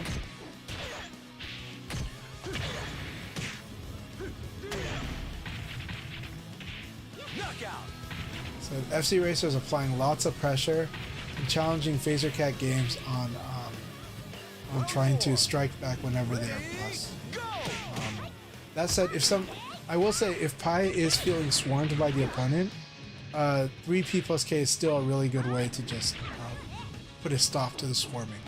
It's a very strong way to do it. I don't want people to get in the habit of using it too much, but it is a very powerful way to just tell people to stop pressuring you. So when Pi does like 3P plus K, the two-handed stop, it's a really powerful way to just tell everyone stop. It should just, like, the name of the move should just be stop, like STAHHP. Stop. You know? I think that's what the name of the move should be. So, I missed some messages on YouTube, so I'm going to say them right here. So Kage Mara says, hey Chan in chat. T-Town Brown says, man, with all of the new players that will be coming in for Crossroads, Sega will need to really evolve their tutorial training mode. I think they will. You know, I think that single player is gonna guide the players to understanding certain concepts without being so overwhelming as a tutorial. I think there's a lot of opportunities to revolutionize how people learn a fighting game, and I honestly have confidence that we're gonna see some of that in. I think we're gonna see. I do think there's serious effort being made on. This is just wild speculation, by the way. Okay? I really wouldn't know. But I would like to believe that in Crossroads, not only are they taking this opportunity to do a lot of stuff, I think they're seriously thinking about how to onboard players. They're thinking about onboarding in a way that Virtua Fighter has never thought about. Now that said, let's talk about how Virtua Fighter has onboarded in the past. Okay, let's talk about the history of that. It's a good time to talk about it. During Virtua Fighter 1 and 2, there were videos that were released in Japan that were like tutorials, how, like, you know, so we did see video guides on VHS tapes. I have some. There's VF3 guides too. Now, the best way that the community eventually did it was through the gaming press in Japan. So, you know, eventually it was Arcadia, but before that, we had the Gamist. Gamist MOOCs were like the guidebooks you wanted to find. I'm gonna see if I have some. I have them, but I have them in storage. But someday I should show them to you guys. The Gamist MOOCs during Virtua Fighter 3 were freaking amazing. The 2 were really good. But ever since Virtua Fighter 3 and up, the MOOCs, magazine books, okay? The magazine books by Gamist and later Arcadia were so amazing. The Virtua Fighter community in America really looked up to anyone who imported those books. Those were like, when we went to gatherings out, those were books we would read and study because it had frame data back in the 90s. Okay.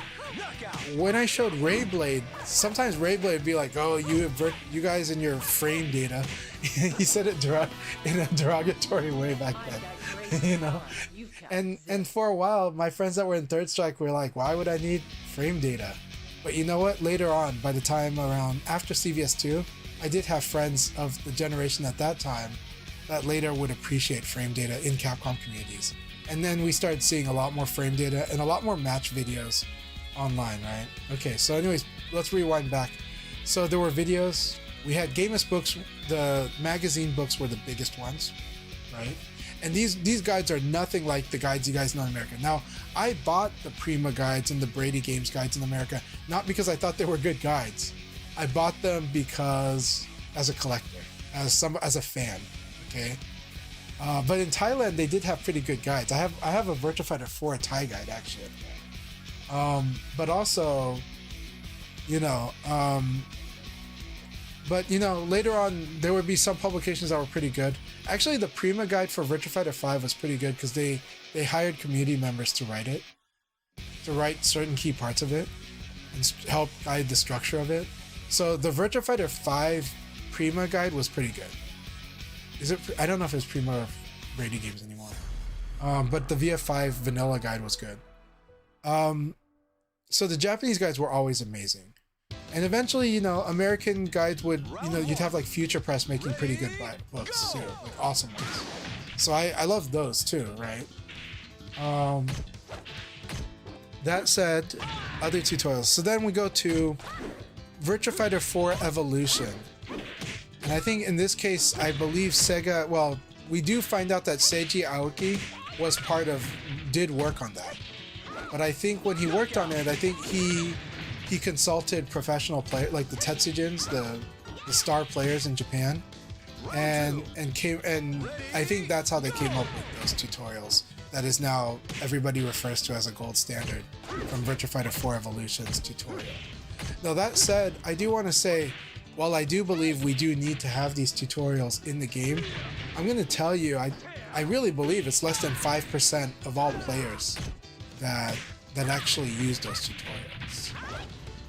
That actually read it. And out of the people that say that they look up to those tutorials, I do think not every one of them has actually done them.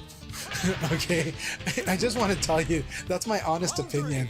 That's what it looks like to me. You know, from my interactions with community and stuff. But that's okay. I'm not here to judge that. I do want that to exist, but I want you to know that other tools seem to do better, right? Replay takeover would be a higher priority. Training mode helps, but training mode is also a small percentage. The general concept, how to play, how to buffer, how to feel VF, I think that's going to be onboarded with the single player. I do. And I think I think there'll be more ways, but that single player will probably be good enough, interesting enough, wanting to play it enough, that I do think it's going to build it into the player the way a Soulsborne game builds it into the player. And yes, certain players will dive deeper, but a lot of the general players will absorb what they can. The gold standard is not gold standard. I shouldn't say that. I couldn't even say Breath of the Wild's gold standard because it is still tutorial to a degree. It's still, we jumped into this, we split the game into so many shrines, and when you go to a shrine, you learn a new thing. And so that's kind of a tutorial, so that's one way to do it, right? But I wouldn't call that a gold standard, but I would say that game's adventure definitely created a way to make it more natural the way a Zelda game can do it. The way that the Metroid game can do it too. But I think it's going to be a huge question for Virtua Fighter. How are we going to onboard people into enjoying, appreciating the conversational gameplay that's Virtua Fighter? How do we make it? How do we get them to just play the game and it feels kind of natural over time? Like, how does it feel natural to do this? To feel like, oh yeah, I blocked that, and I should be attacking. Oh, maybe I should attack or throw. Maybe I should throw because I know they're going to defend. And then getting that to feel just natural as a process, so that they know this is Virtua Fighter, not how do I play Street Fighter in my Virtua Fighter, how do I play Tekken. I think the single player is going to break that paradigm a bit too, and I think it's going to get the concepts into people about how they play Virtua Fighter. And so now they're no longer being, why can't I do my Soul Calibur thing in Virtua Fighter, even though Soul Calibur is the easier one? Why can't I do my Tekken thing in Virtua Fighter? Why can't I do my Street Fighter thing? I think when they play this campaign, they'll lose some of that need for it to be the other game. Need for it to transfer one-to-one and just be, I just want to win playing Tekken on Virtua Fighter, right? Maybe it'll feel natural. Oh, the decisions. Maybe the game will make it just nudge you enough. Maybe the game will just give you the question. What do I do? This guy just keeps blocking all the time. And then eventually it's like, I should throw. And then what do I do against, I can't throw this guy, he keeps smashing, what should I do? And then you realize you can get the advantage in attack, right? I think the game can do this in a very naturalistic way, and I think the campaign will do that to a degree, and there will be some onboarding in the multiplayer as well. I think there's going to be a time to really break the old ways, to really come up with the new ways. What is the way forward to do this? This is an interactive medium. If this is an interactive medium, how do we get people to learn or to just to answer the questions themselves? How do we get them to feel? So, I hope that makes sense to you all. But I'm sure this has always been thought of though, because I think it's always been thought of a lot, all the time. I know I've thought about it all the time.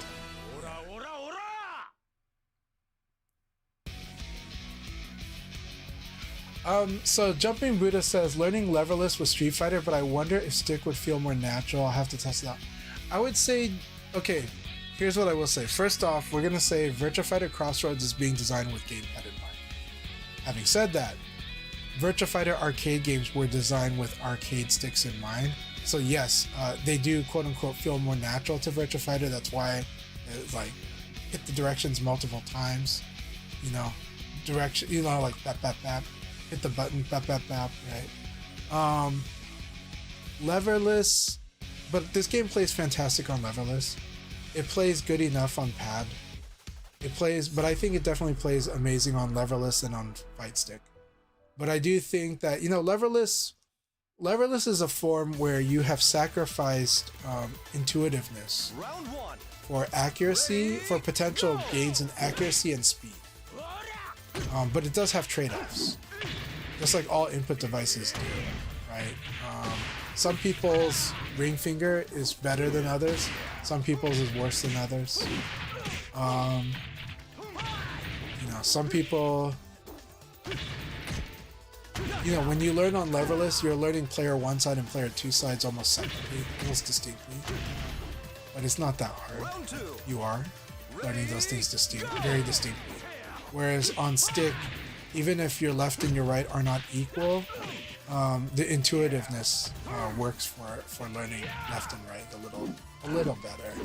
But actually, leverless can erase some of the problems that some people have with balance between left and right. Because, you know, if the stick is the left hand, then the rightward directions are the easier directions, and the leftward directions are the ones that might have a little more training time. But definitely this game was designed with stick in mind, but I would say that this game plays great on leverless as well as fight stick, and it plays pretty great on pad, but there's definitely I have tips for how to make it work better for people on pad, but I personally prefer playing this game on stick myself. But I do play it on all of them, just out of curiosity, out of fun, and because I like to teach people. So Diva says for VF stick is definitely more natural. I definitely think so, but I like pain, so I mostly play. No, but leverless has its advantages, right? Leverless definitely has its advantages. The thing about player 1 and player 2 learning differently on leverless is part of its strength too. Here's the thing about when you play on leverless. The beautiful thing about leverless is when it suddenly becomes not a how do I control my character through this thing experience, but it becomes more like a typing experience. When it becomes like I'm typing what I'm doing, and if I'm good enough with my dexterity to do that, then what ends up happening is you end up like the connection between doing things it's because of the abstraction, it works for it. So to where you just like execute. I actually like that feeling when I do that with leverless. But I also love the joy of playing Virtua Fighter on stick. Like, Virtua Fighter is very fun on stick, in my opinion. And I definitely I personally execute better on stick than I do on leverless.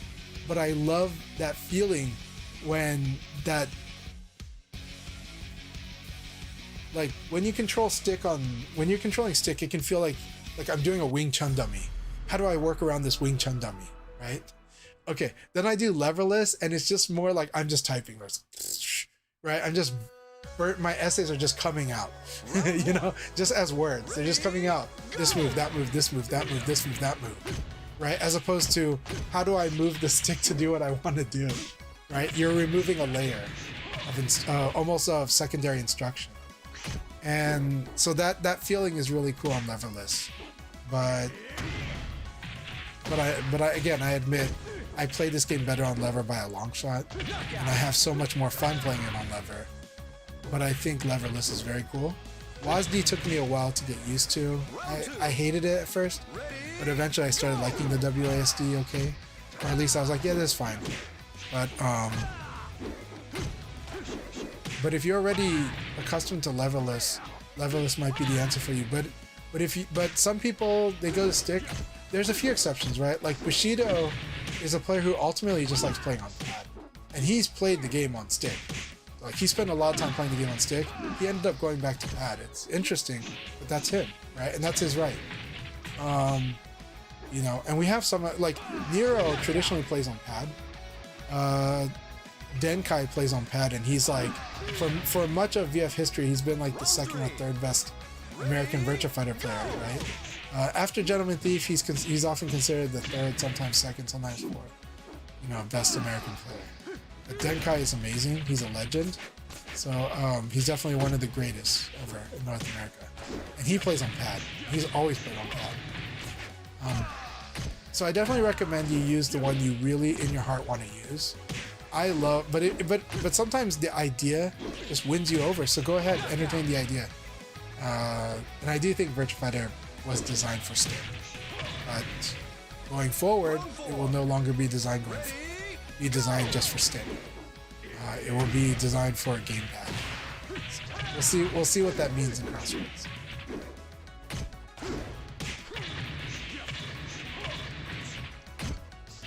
Diva, it's probably very true. Though that said, you know, here's what I would like to say.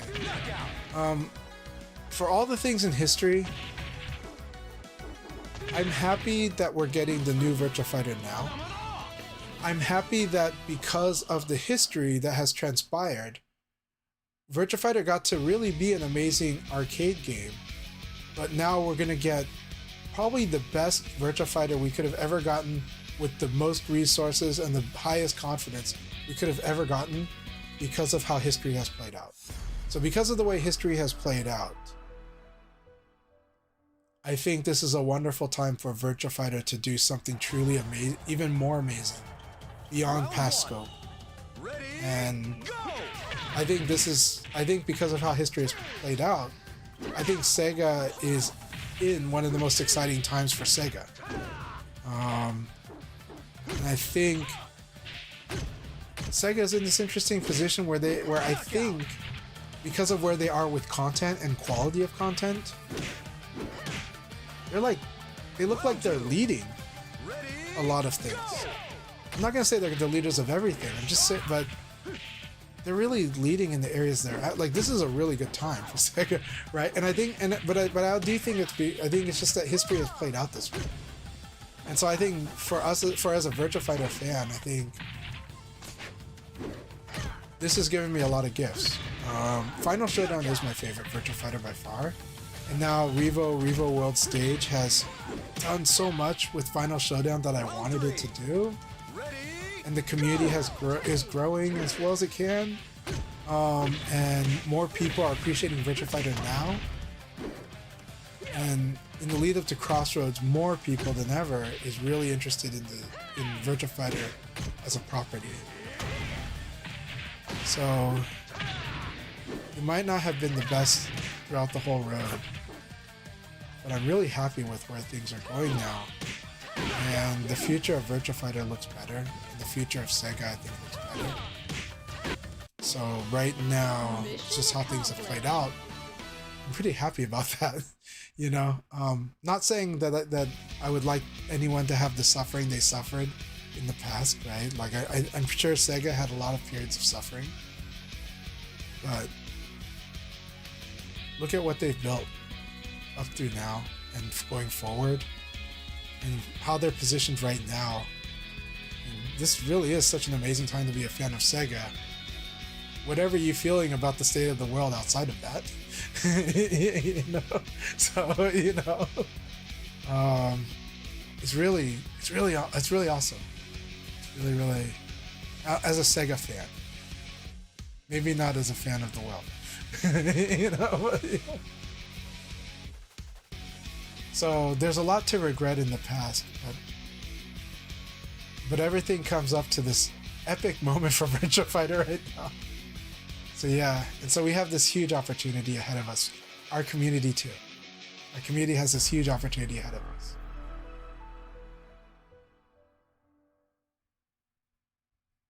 Yeah, exactly. Round one. Yeah, Rayboy was you guys in your frame data. Yeah. Yep. Yeah, so FC Racers agrees with me. Like, I think for Crossroads, the single player mode is going to teach people how to play VF. So yes, I think so. I think it's going to really get them on board. I think it's really going to do so much. Like, I think it makes the connections. It gets them to appreciate what's going on and why. I think so. Yeah, Diva says, by the time this had tutorials, I didn't really need them, but I do still. I do like the command training a lot, by the way. So command training is awesome. Bring back the command training clock. Bring back the speed clock, right? Even if it's useless, people like that. People like the older games have that. You go through command training and there's a timer, and you kind of want to see how fast you can go through your character's total time. There's other ways to gamify that, but still, you know, that's a cute little feature. Yeah, Jumpy Buddhist says, yeah, World Tour mode in SF6 was a giant tutorial that actually got me to play people online after I was done with it. It really got me to finally, that's really good to know, really good to hear this. It really got me to finally try to get good at these games, and now I'm here. See, that's a huge testament to Street Fighter 6's World Tour mode, because a lot of us might not see it that way, it's really important that we see that it helped Jumpy Buddha jump the chasm. You know, they crossed the chasm.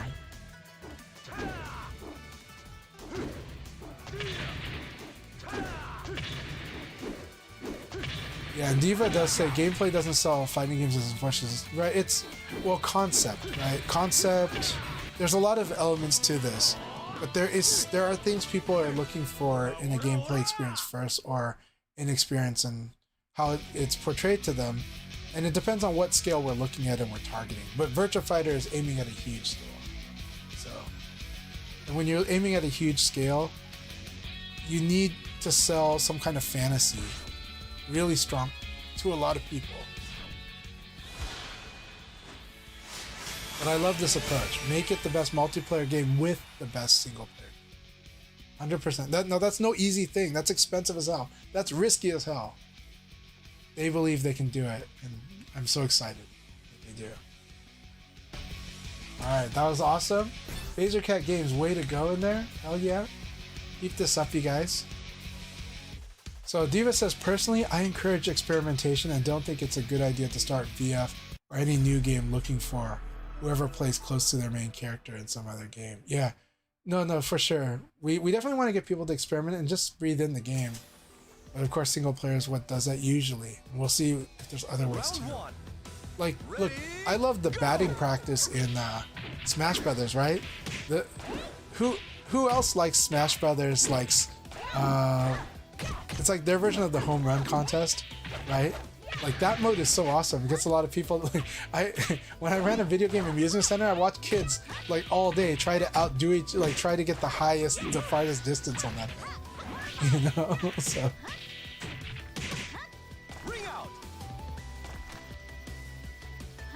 There's other things that did.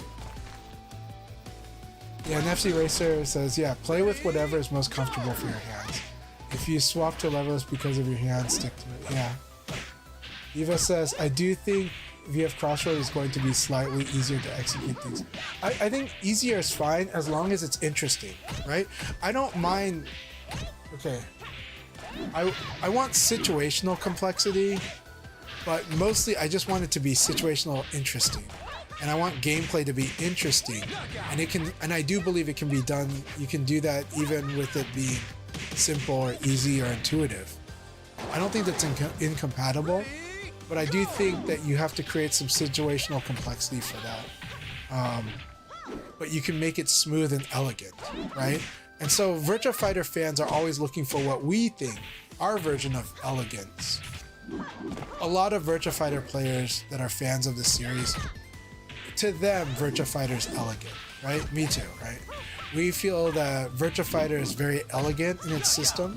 We feel, and that's what we want. We feel that it's interesting in its decisions, and it gives us lots. And a lot of us have grown to love the speed of the decision making, the pace of it, to the point where sometimes the other forms, sometimes fencing might feel boring to us in comparison to the fighting of Virtua Fighter, right? Not always, because fencing is very exciting, but there's something we love in Virtua Fighter, and it's usually the adrenaline rush, the dopamine of getting correct guesses, but setting up situations, reading the opponent, outskilling too, winning on reaction. We get to do all of these. We get to move all over the place on this thing, and on the day we can pick our lane, and it feels so good in this game. Whether we want to play as the hyperactive or as the passive, we want to be the master of white noise or black noise. We want to be the master of like perfect reading, or perfect execution. I feel like this game allows a lot of player skill expression. So I definitely want more skill and player expression. I want that to continue. I want a lot of it, and I want interesting situations. And I don't want solved problems too much. Like, I don't want it to be overly solved, right? I want it to be just, if anything, overly interesting, not overly solved, right? Not just do this, just do this. That's not the advice I want to be told. I don't want to be told, just do this when you play it, just do this. I don't mind, just do this for now. Just do this for now is okay. right? But I don't want to think that the game is just do this. Yeah. Round 2. Ready, go! PS3 pad is quite good. PS2 pad I think is better personally, but yeah. But Strave says I got a PS3 pad again, and then my PS5 pad broke for no reason the next day. DualShock 3 is really good. 6-axis not as good, but the DualShock 3 is quite good. DualShock 2 is actually very good if you can make it work, but these days I don't know.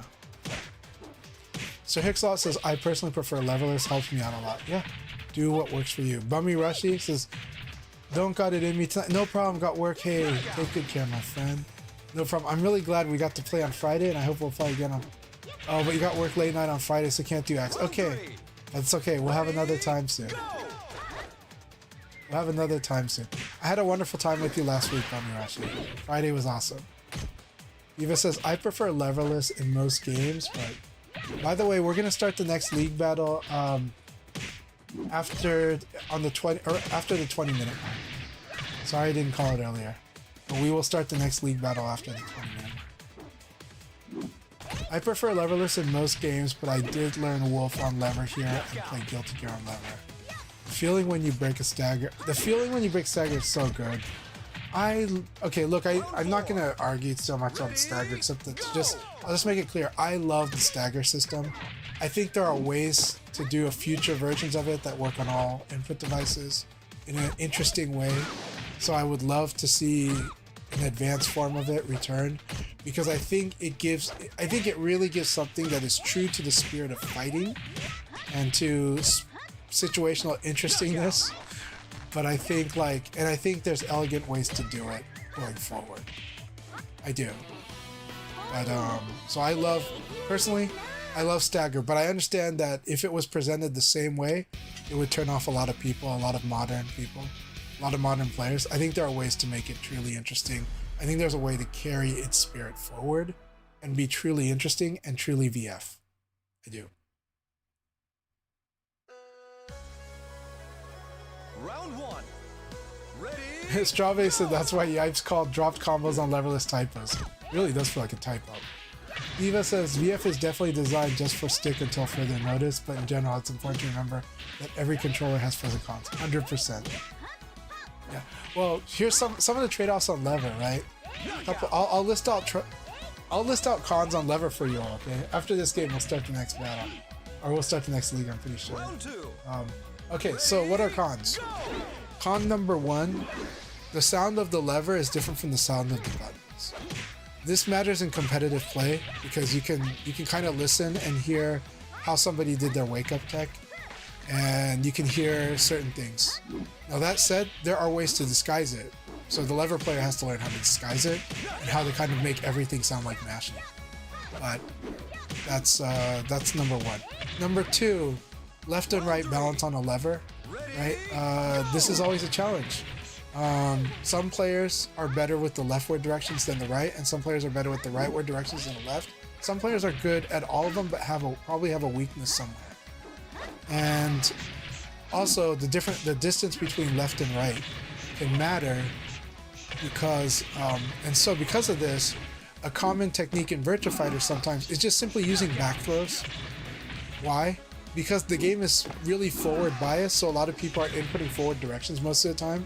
So that basically using back throws causes someone on stick to have to make sure that they're escaping quickly on the spot. Now that said, my level not gonna affect me, really. It will affect me if I'm mentally stacked, but generally it doesn't affect, but it can have an effect.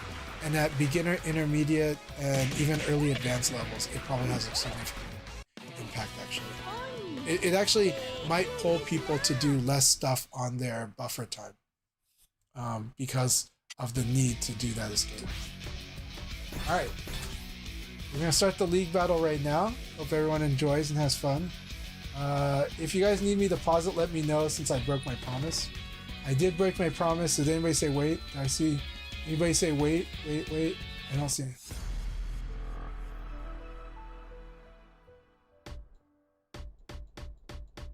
The penalty on disconnect, I'm not really sure, Miles. By the way, it's so good to see you, Miles. I don't know that one, and that one can be an unfair one. Is all I'll say.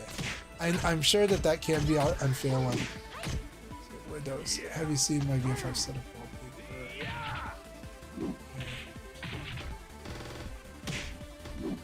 Okay. Devil Ray, do you need me to restart the league? Does anyone need me to restart the league? Tell me if I'm supposed to restart the league. I want to catch up and read what we're talking about. I'm gonna resume the conversation. Round 2. Yeah. Ready, go! There's so much good chat here. So yeah, Diva had said, yeah, I do think VFC is going to be slightly easier to execute things because they're designing. Yeah, 100%. I think, again, as long as they keep the combat interesting, the decisions interesting, and definitely, and generally the game feeling good. Look, there is a sensation to playing Virtua Fighter that if you do get used to it, where it feels good. I definitely hope we find whatever the new form of that is. Round 3. Ready, go!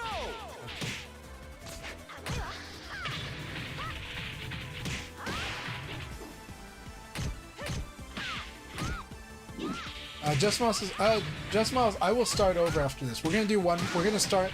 This will be the only one we do the restart, but it will restart after this league battle. So Just Miles, keep trying to come into the room. Keep trying to come in the room. I got you. I see you in the room. Johnny Danger, you're here. We will restart after this battle, okay? That's what we do. Suspend, and we can watch the match. And once Duran Duran Rio and Hicks finish their match, we will restart the league. We got you. We got you. And it's good. Don't worry. Anybody else that wants to come in, try to come in as quick as you can. I will try to start the league very soon after this.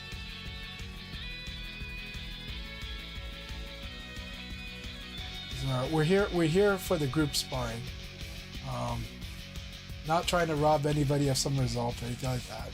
Just that we're here to get everyone to spar. Alright, here we go. Alright, so stop the league match, and then I'm going to restart the league match now. We now have 11, so thank you. Welcome back, Dusty. We're glad you can join us. Yes, we're glad everyone can join us. And Johnny Danger's there, so we are going to start the league battle now, I think. Waiting for Dr. Dog and Johnny Danger to finish their match. Okay, here we go. Boom. Did we see a crash? Do I see signs of a crash? I don't. Kusano is on break. He did not crash. So Kusano is on break. No crash. Alright, here we go. Enjoy, have fun. And I'll join a little later tonight, but I'm glad we got you all in here. I see no signs of a crash right now. Round 1. Ready, go! Okay. Kusano says they are not on break. Alright, I thought they were. All good. Okay, let's see. Hey, the mix-up. I'm doing good. Stream is going very well. I hope you've been doing well, too. We're having fun chatting about all kinds of stuff. Talking about, right now we're having fun talking about Virtua Fighter, and I was talking about the controls. We're talking about tutorials and the game teaching, like the onboarding process. Hopes for the onboarding in the future. At least my hopes.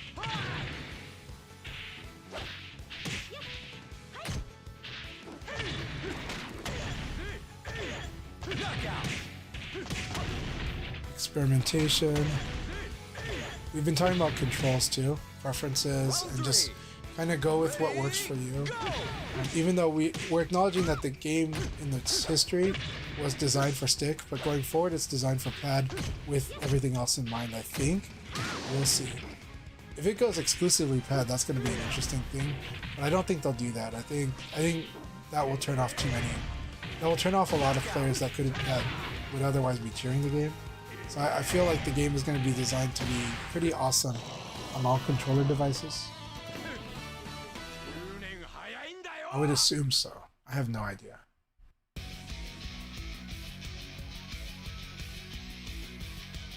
Sir Hickslaw says, FC Racer, I always enjoy playing against you, but I can't say how VF can't handle good movement. Always has the other guy teleporting. Oh no, that definitely sounds like rollbacks, yeah. Alright, Jumpy says to Diva, you're definitely right. I'm a big pro wrestling nerd, so I gravitate to grapplers. Even though in VF I feel like everyone is a grappler, everyone's a striker as well. Because of the close quarters combat for me, looks of a character will get me too. Hence why I love Marco and Snoobles. Awesome. No, it makes sense. And don't worry, we got you. But yes, everybody is a grappler, but it's true that the grappler characters have a very they do have things to express their nature as wrestlers. Eva says, I do think in some ways it's better to get new VF now because they've already studied the downfall of everything else, yeah. And what people want out of a new 3D fighter, yeah.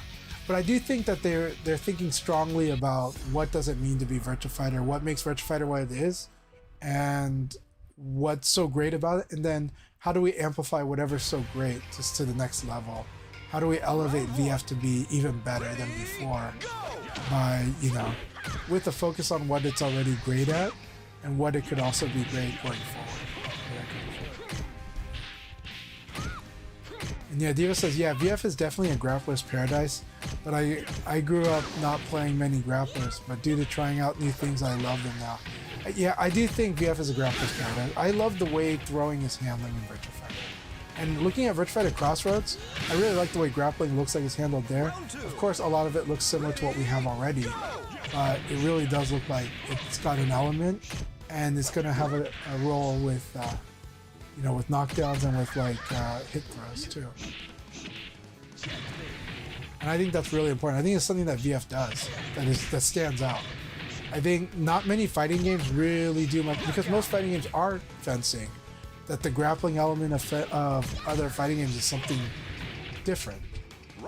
I feel like the grappling in Virtua Fighter is something I can really relate to when in my ideas of a cinematic martial arts fight, of how grappling would happen too.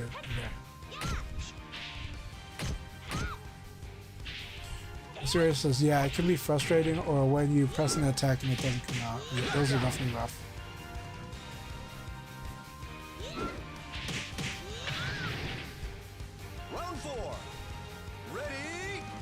Two Scoops says, played range some and finally got in. How many rounds we got left? Okay, well now we just started Two Scoops, and Two Scoops is in this one, so we're good. That was a ways back. Excellent.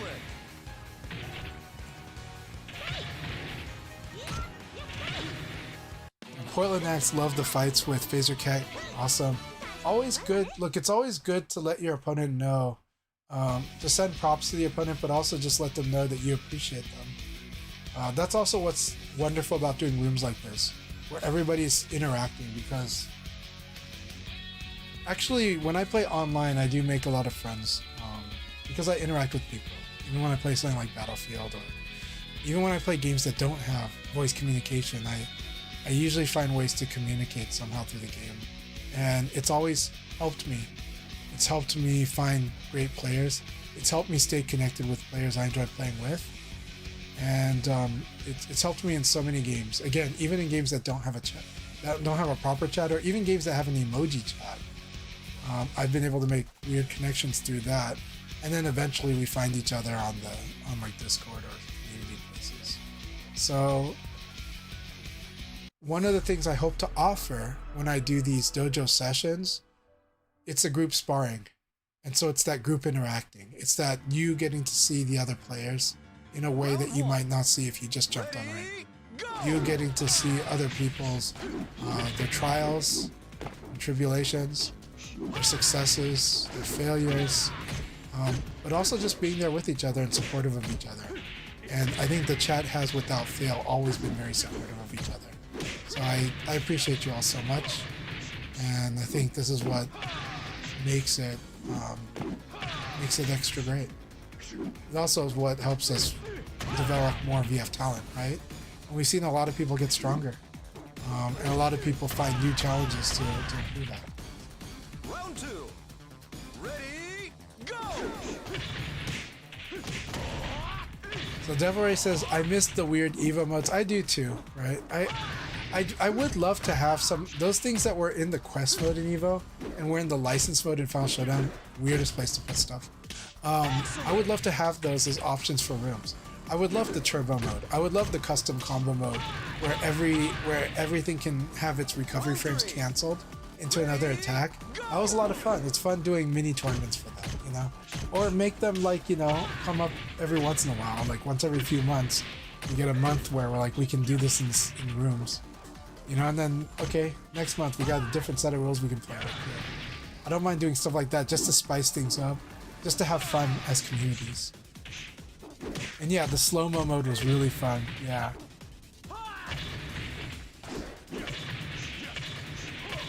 Ring out.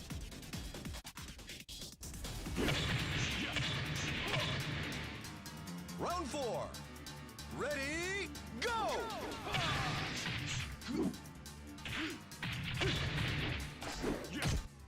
I am glad that Diva did get in here, so.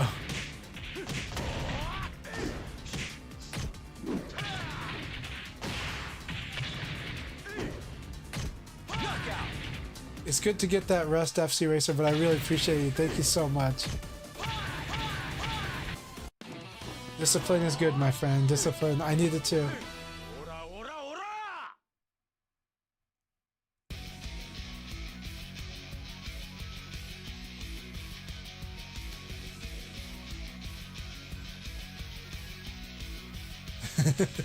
I like the dialogue between FC Racer and Diva. I understand what they're talking about too.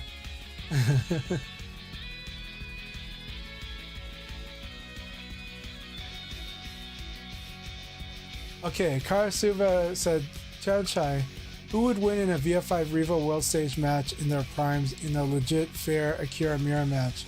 Homestay Akira or Osu Akira? I don't comment on those things, but they're such legends, you know. I think the younger audience might be biased towards Homestay Akira, but you know, legends be legends forever. Legends are legends forever. So that said, nowadays the thing is Osu Akira is too busy taking amazing photos at esports events, and I'm glad he is because his photos are awesome. So yeah, but I was really I feel so fortunate to have met both and had a good time hanging out with them. I haven't hung out with Osu Akira that much, only a tiny bit. But he was just very kind to me, and we had a good time. And we got some great photos together too.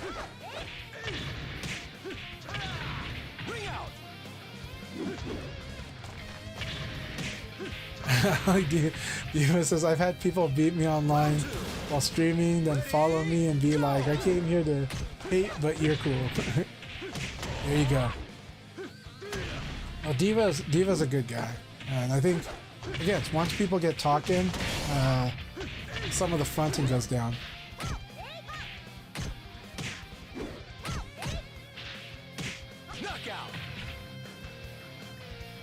Excel says, I know that I'm playing fine, can still get my ass kicked. Yep, 100%. But that's, yeah, it's good training. Good training though. I'll be right back. I'm gonna get some water. I'll be right back. Hope you guys are all enjoying these matches too. Awesome when you can be watching Rayblade, but Rayblade versus Diva is a very exciting fight.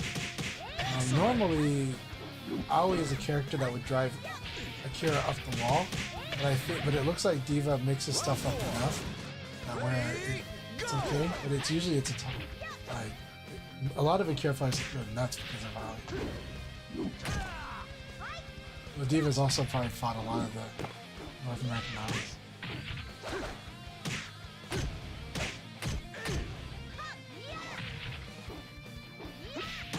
Very nice.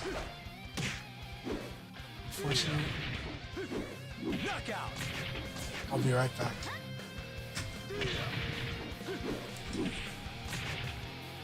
Round 5. Ready, go! Old school versus new school tends to happen, but they happen so frequently we don't really pay. I don't know if they're like spotlighted in such a big way. Japanese do play a lot, or find different avenues of playing. But with Osu Akira, in his case, right, he gets to enjoy being in the community and getting paid for what he does, and being around fighting games a lot. So I think Osu Akira is an incredibly happy place, right?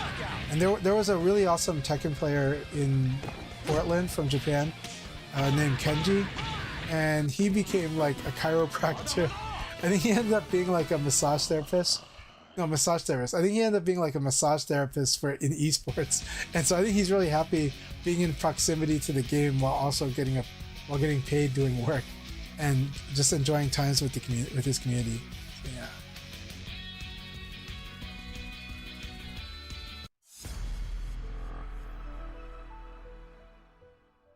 All right, I'll be right back.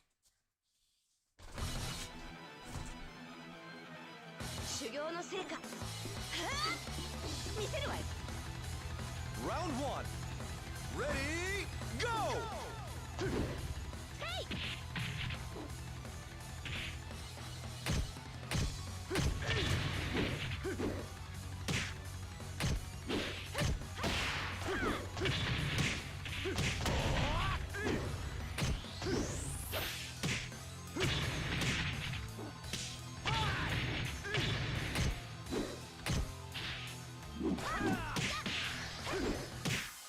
Knockout!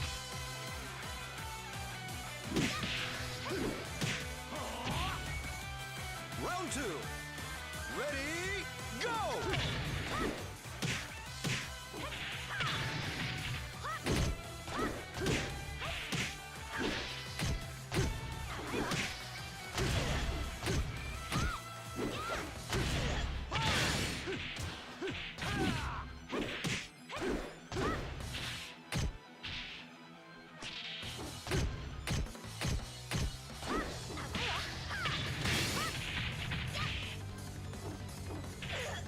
Knockout!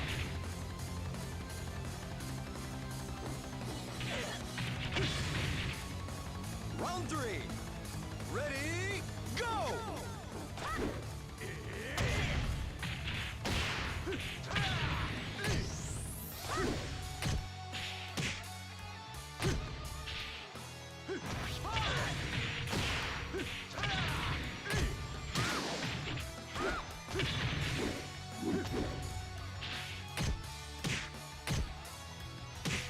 Knockout!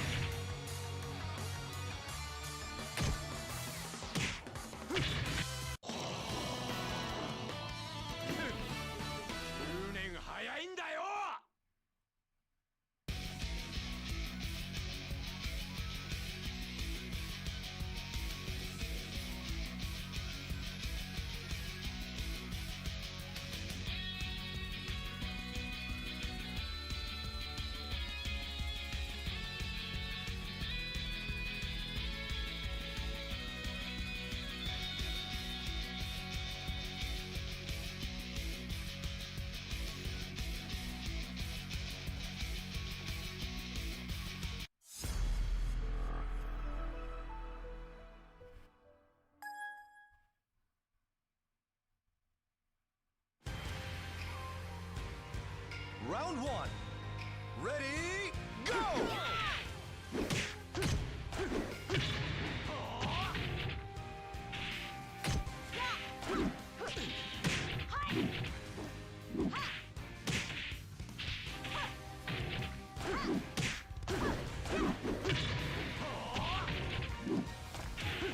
Knockout!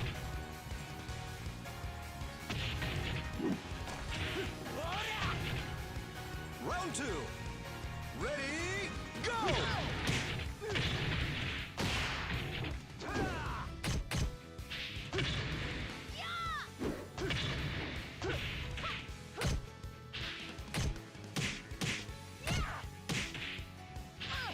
Knockout!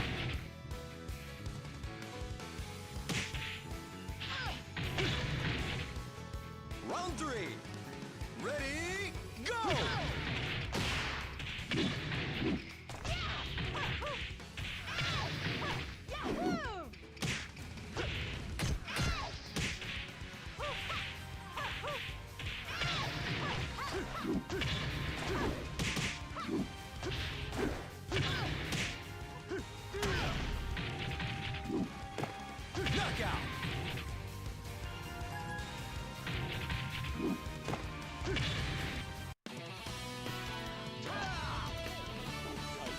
早くば来い。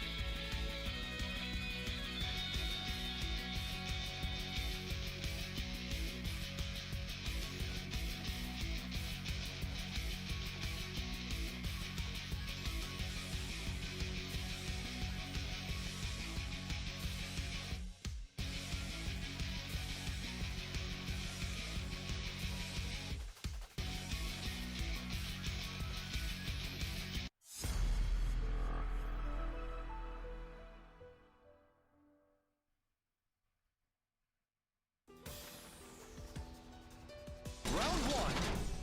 Ready, go!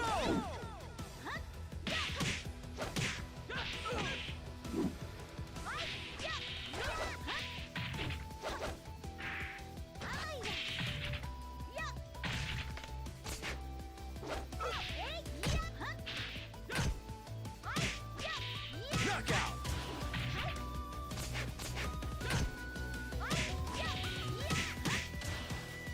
Round two. Ready, go!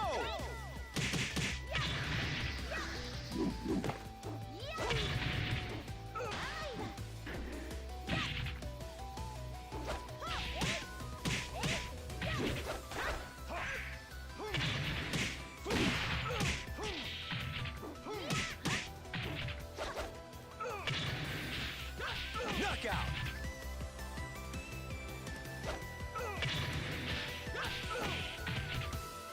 Round three.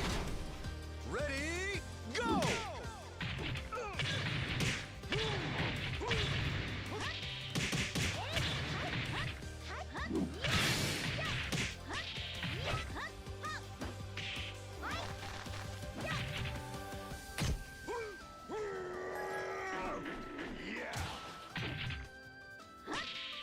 Knockout!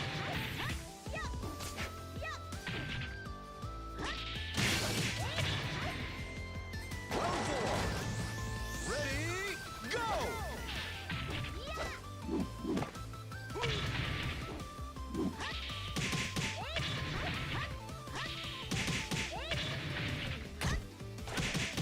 Ring out!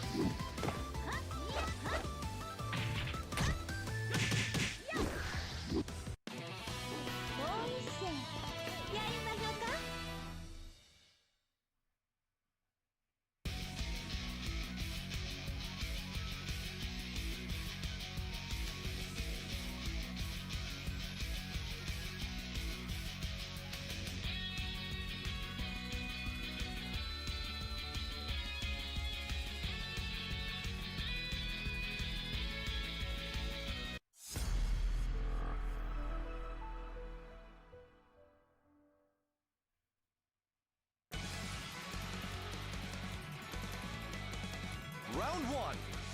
Ready, go!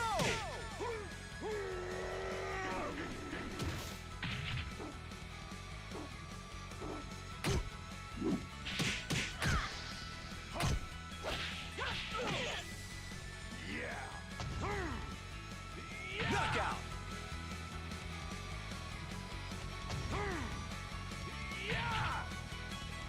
Round two. Ready, go!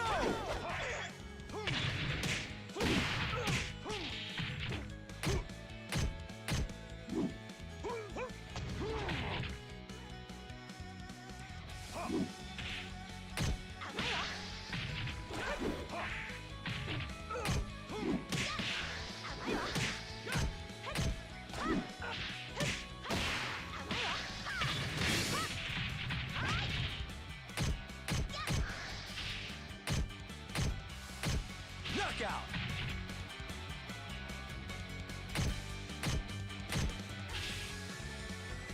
Round three. Ready, go!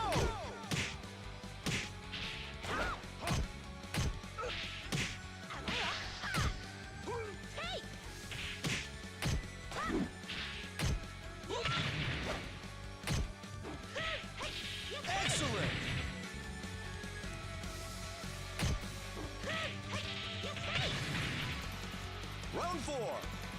Ready, go!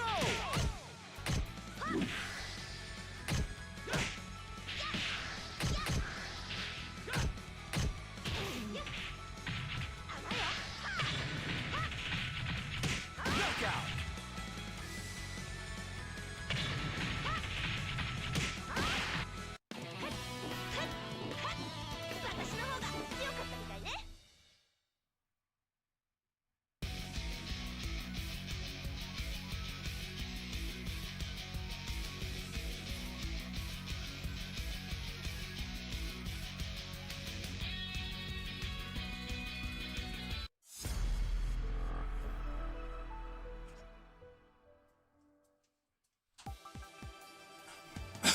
Round 1.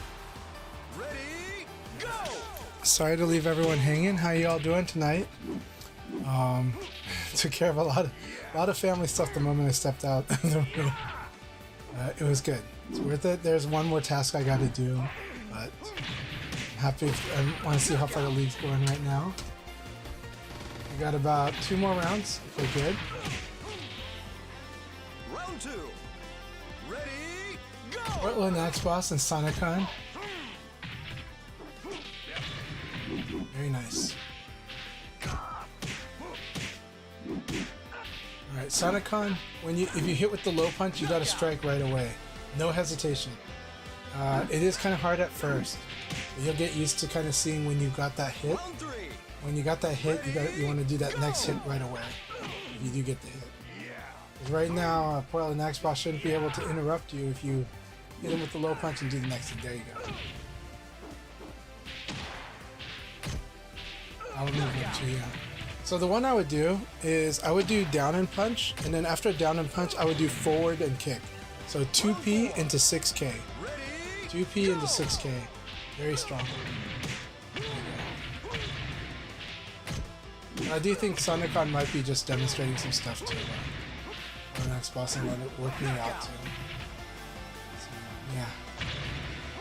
And I know that Sonicon was probably also giving room for Portland X, but keep it up, Portland X. I know that Portland X, that's the thing I showed you last week. That low punch into the 6K. Really mean. Really, really mean. But it's good for you to see it on both sides. So I hope you don't mind, my friend. I hope you don't mind.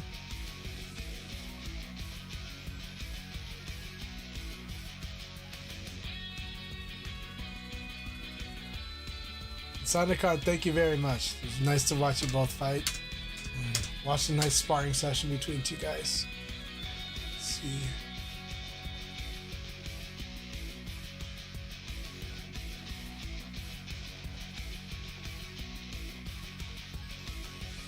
Anyway, awesome to have Twice a Day in the room. Twice a Day, I hope you've been doing really good. Is Twice a Day in the leagues? Twice a Day is a very strong player. Congratulations again, Twice a Day, on winning Texas Showdown. So Twice a Day is not in the leagues, but they're waiting for these leagues. But Twice a Day is another very strong new generation Lei player. I know that he's got big dreams and a lot he's working on in his game. But Twice a Day earned that victory, was able to successfully take down Limey Porcupine, who's a very strong veteran player, also Lei. So that was an exciting battle to watch them fight it out at Texas Showdown. So again, I want to give props to Twice a Day. And I think Twice a Day might be at EVO. I hope they are. So if so, just a reminder, Twice a Day. Say hi to all the Sega reps that are at EVO. And also make sure, just like you did before, hang out with the VF community. It's not, it's going to be an awesome time. Yeah, Texas Showdown feels like so long ago, but you know what? Still got to give those props. People forget. We don't want people to forget, But also, I know that it keeps the pressure on you because I know you want to keep rising. So I'm putting the pressure on you. I won't go easy. Round 1. I see. So Karasuba, you'll probably be able to rejoin a bit later. Sorry that didn't work out there. If not, let's see here. All right, nice. So this is a really good battle between Dusty the Moth and Portland X. These two have fought each other quite a bit. Pretty exciting. I'm sorry you can't make it to Evo. I do hope I can see you at LA Gathering, and of course, I hope you can go to CEO if that is possible. But Round 2. yeah, that said, here's what I will say. For some people, if you did happen to already register at Evo and you're worried about the budget, I think Rayblade knows some of the tips on how to make a trip affordable to Evo. Some players, now that said, a lot of the people who planned in advance would have an easier time, but I'm sure there's still a lot of things you can do and places you can go to make Evo 2026 more affordable. That said, this summer flights are a little tricky too. Ready, go!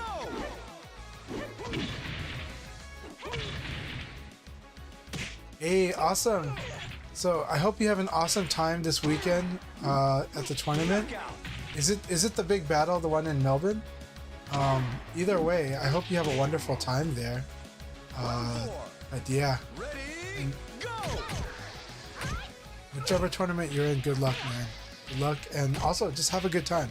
Make sure you're having a good time. Make your trip worthwhile, both as as a competitor, but also as a player, and also as just to have fun as a vacation.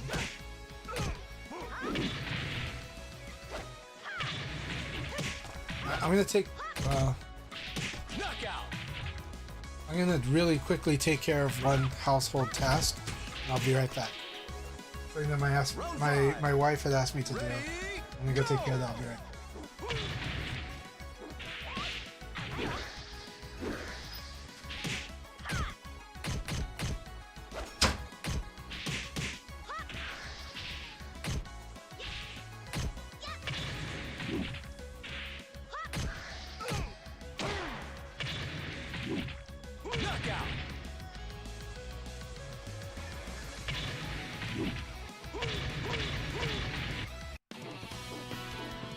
To be strong is beautiful.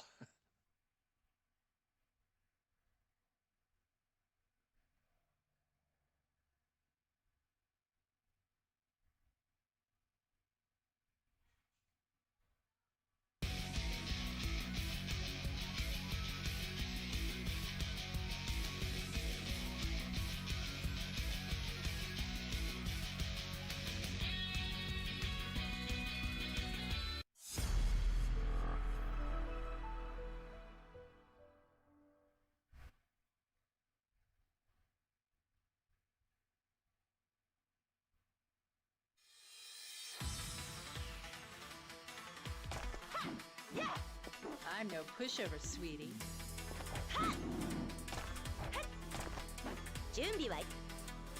Round 1. Ready, go!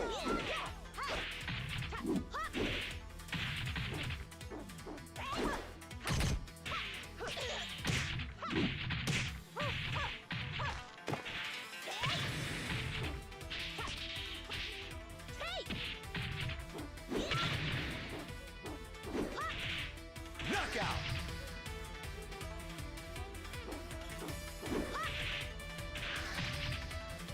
Round 2. Ready, go!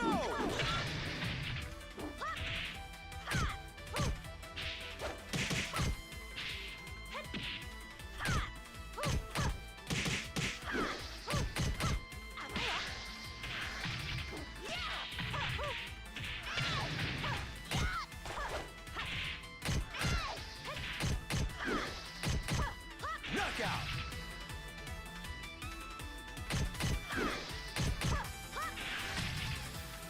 Round 3. Ready, go! Alright, I am back.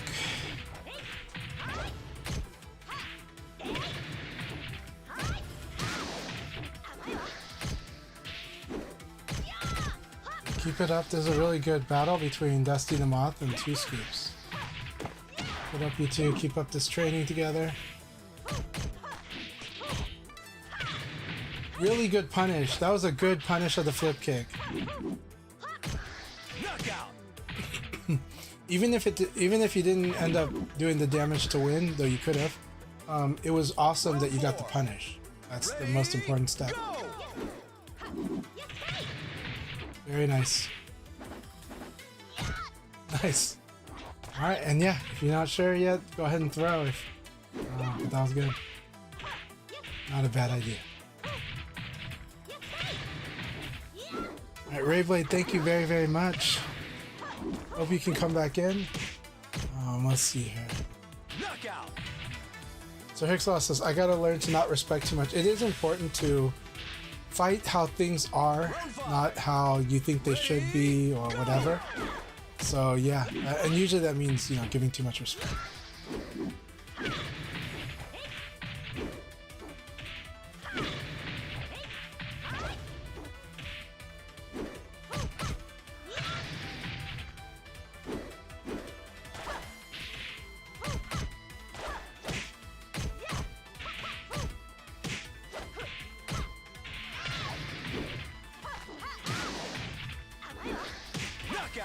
Very nice fight. That was an exciting battle between you two.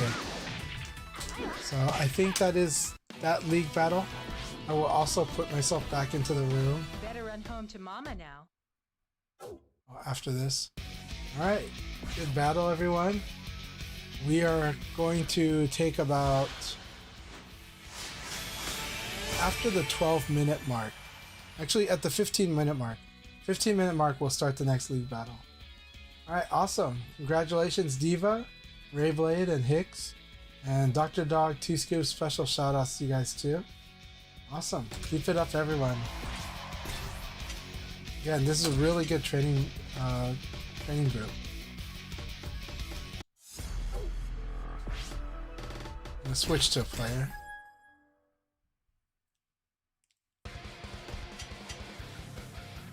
Round 1. Ready. Hey, good games, Diva. Thank you very much for the support. And, you know, you have a good one. Thank you so much.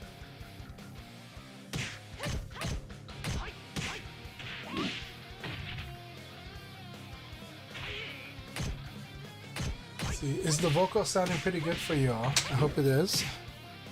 T-Town Brown also said, shout out to Portland. Dope community needs something like that here in Tampa. Yeah, we definitely, I think...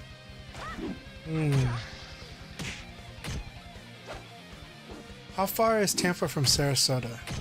I'll look it up. Knockout.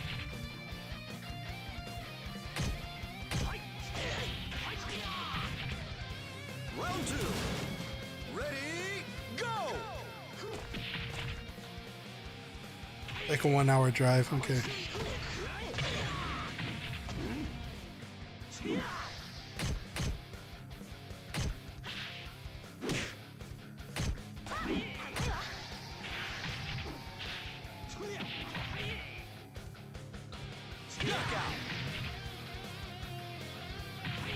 Alright, good games, Dusty. Yep, good games. Round 3. Ready. Go. No problem. Hey, get good rest, Diva. And yeah, also hope you have a good morning too. So rest well, my friend. Well, Rio, good games. Good games.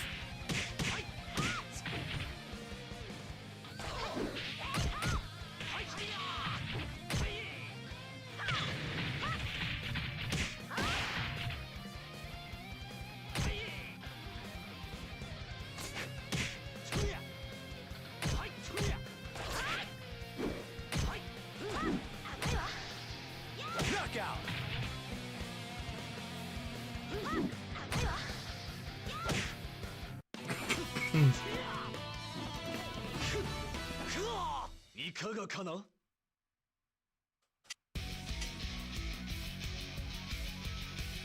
Alright, everyone, this is a good time to train with twice a day. Pretty strong Lei Fei.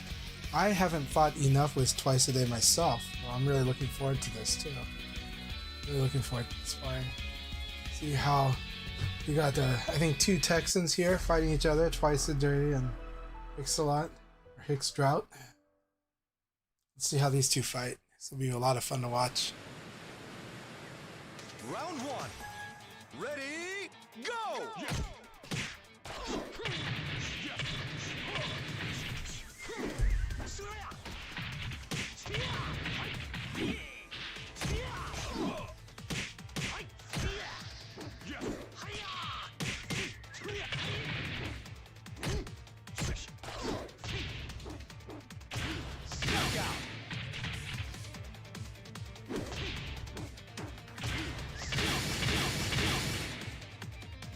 Round 2.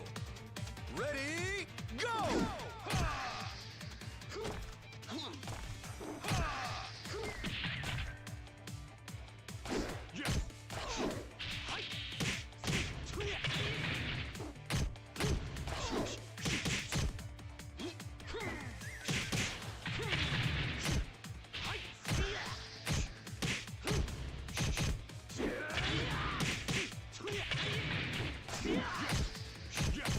Knockout!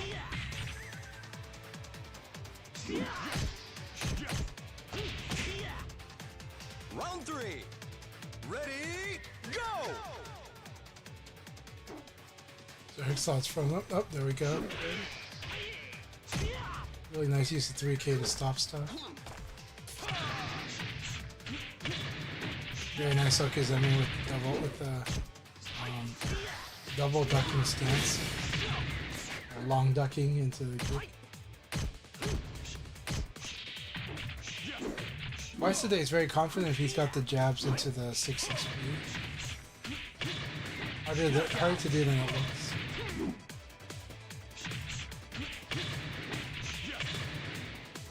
Round 4. Ready, go!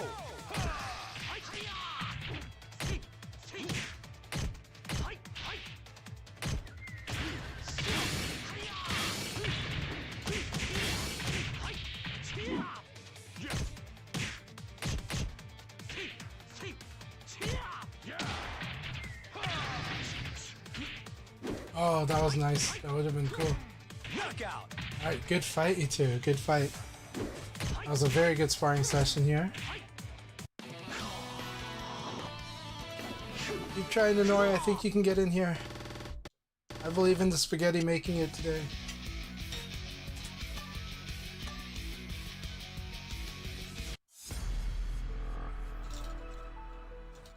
It's gonna be a lot of fun.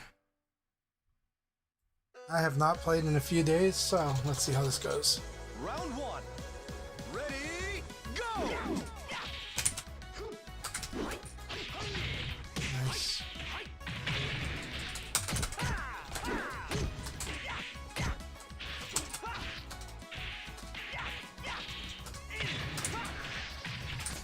Knockout!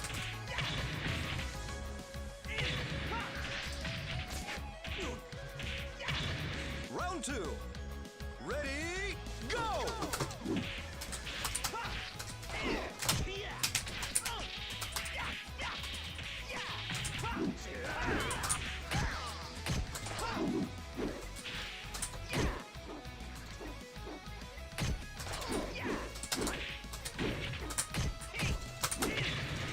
Knockout!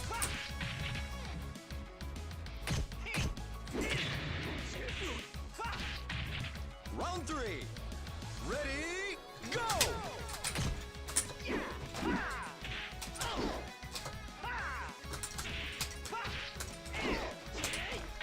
Nice. I like that.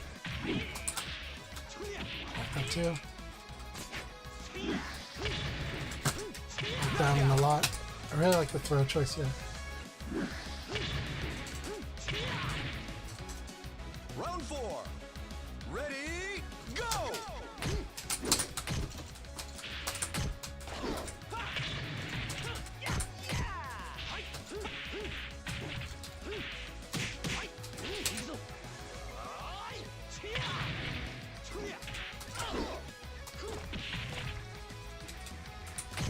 Knockout! Good. And how's the punish?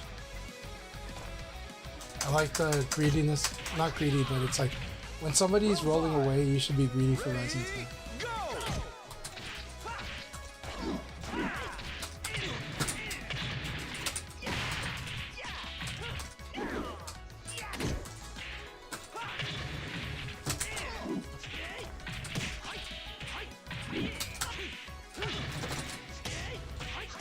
Like that too. That was a really good battle. Good battle. You went for Sabaki, but I got 1K. Good game, my friend. Good game. That was a really fun first warm-up battle. And I really like the way you played twice today. I liked it very much. Thank you. Well, and Late Fate looks like he's good at crushing, but he has a hard time crushing low. Right? So, but you can always evade punish. So evade punish is what you do against someone mixing mid low. Round one. Ready, go!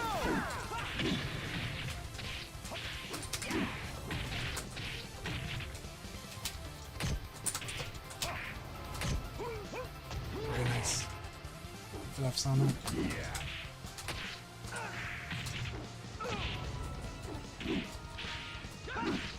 Knockout. There's a lot of good stuff. Round two. Ready, go!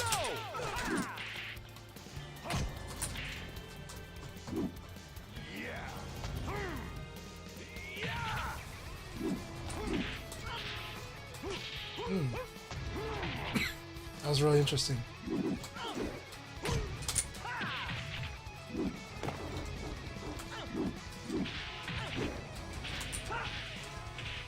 Knockout.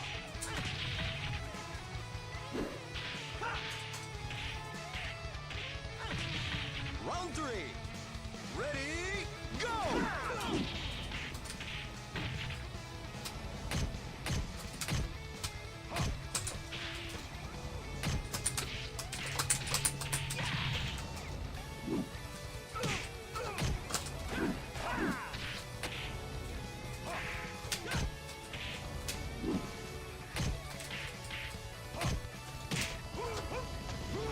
Nice.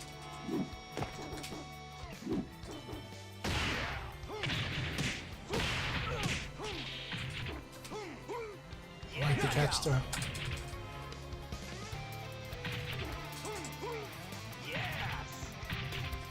Round four. Ready, go!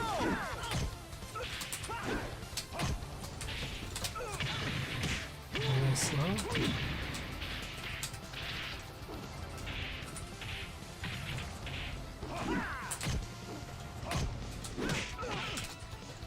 There, I like that. Very good. Knockout. Nice. Alright, here we go, Sana. That was a really, really fun round. Round five. Ready, go!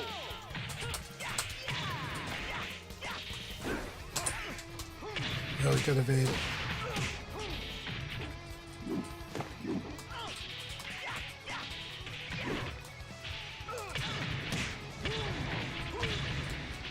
Knockout. Very good game.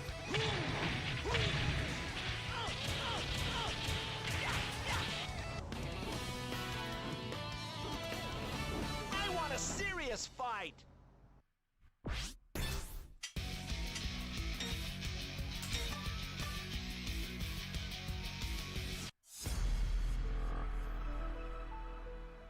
We will probably start after 2 more games. After 2 more games, as I said, after the 15-minute mark.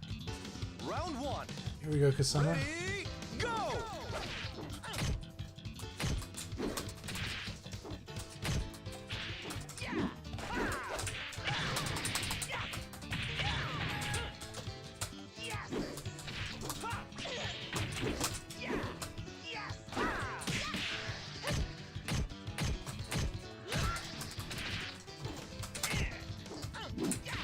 Knockout.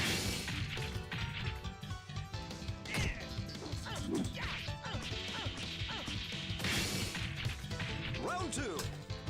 Ready, go!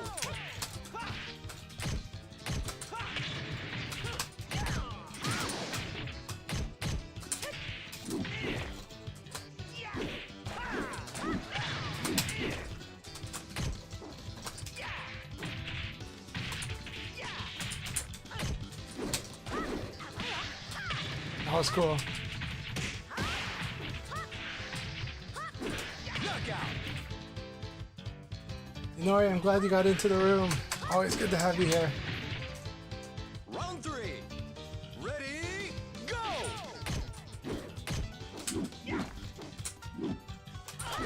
Let's get my stick. Very nice. Very nice. A lot of things right there. Excellent. Move my wallet. Like this. Round 4. On the stick. Ready, go!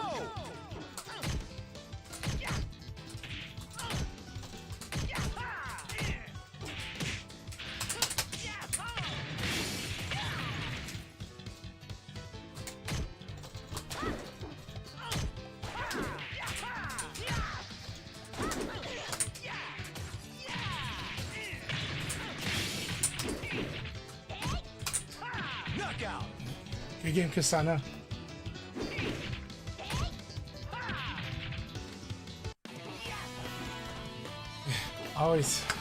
Always fun to spar with all of you.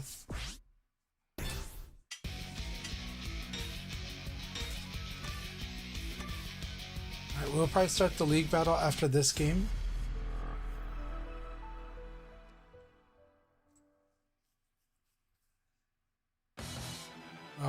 We'll start it after the 15-minute mark. Round 1. Ready, go! Nice.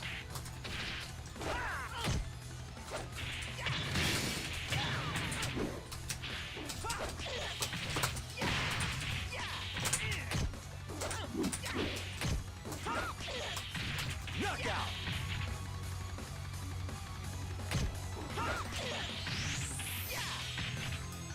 Round 2. Ready, go!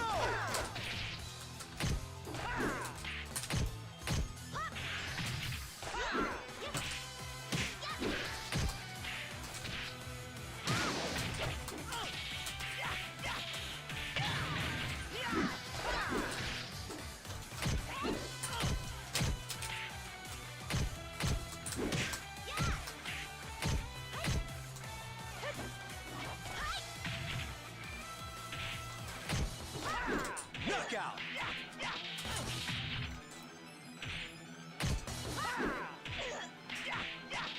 Round 3.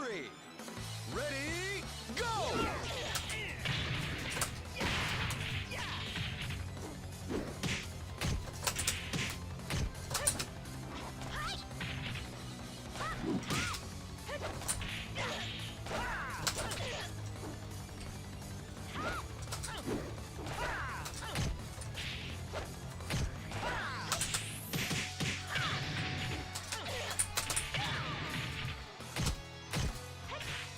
Knockout! Very nice.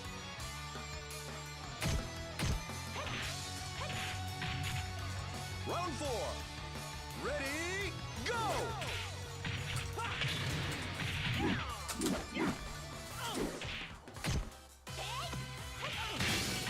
I like that. That is a combo there.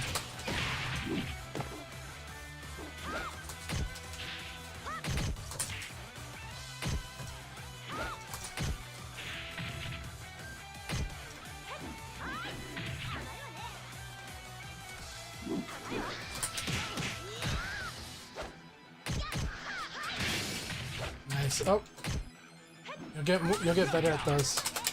You'll start getting better at seeing those. All right, let's do this. Round 5. Ready, go!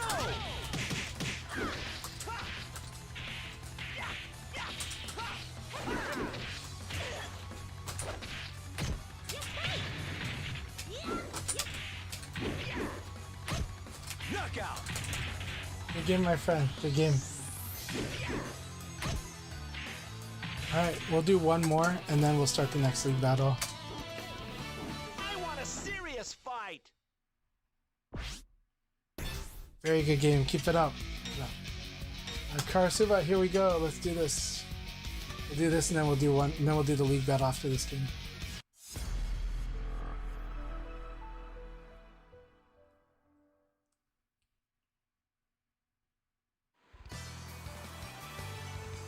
Round 1. Ready, go!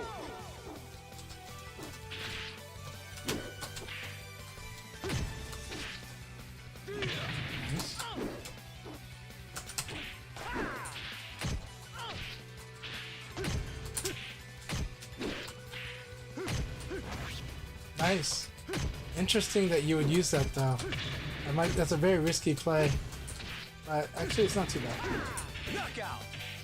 So, okay, so you're trying to punish the person that's gonna try to punish the 4 PP, so you do back all 3. But it has a weakness, but you could also do 4 PP plus K. That's not bad. It's a good idea.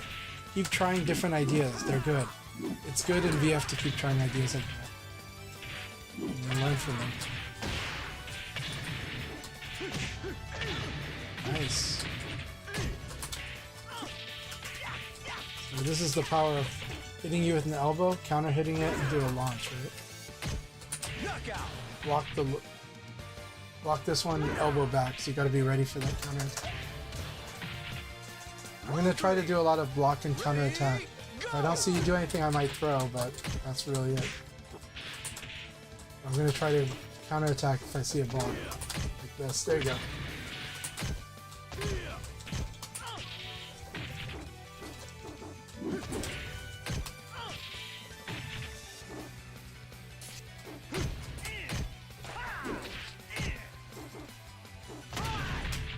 Alright.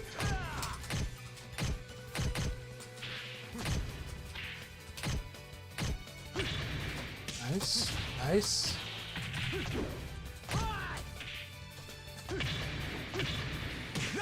Right. Next round. Round 4. Hey, good to see you, Po. And thank you very much for all the support. Really appreciate it. Ooh, that would have been fun. Nice. Very nice, okay.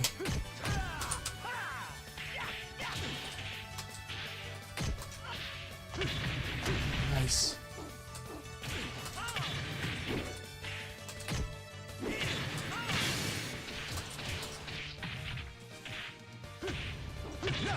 Alright.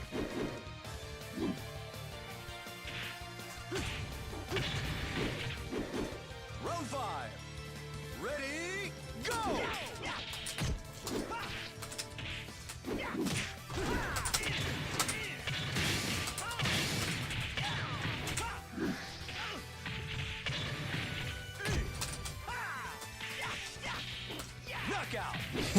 Good game, my friend. Good game.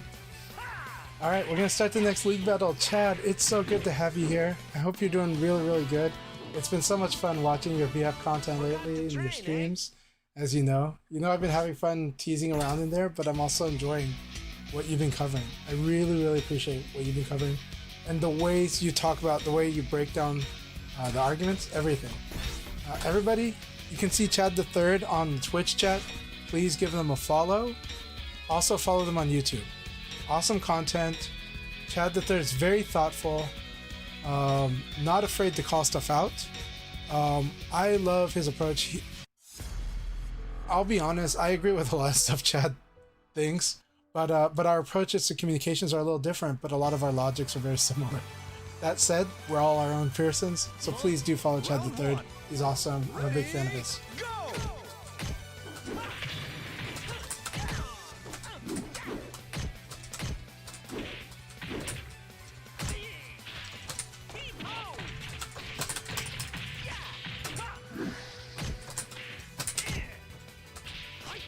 Nice. Nice, good evade punish.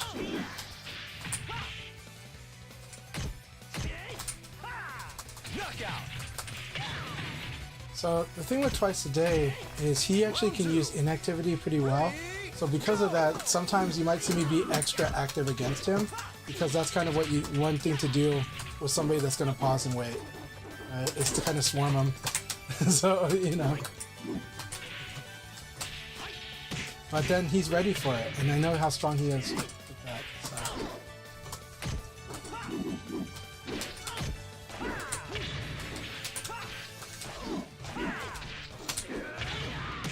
Sabaki attack was perfect. And he wasn't expecting me to just do this thing like that. Later on he will. He'll just commit to buffering the response to it. I forgot that they changed that. There's no more stagger there. I shouldn't worry about the stagger anymore. Good. Yeah, switch to the mids. Leon's uppercut's a cheating tool. Get used to it.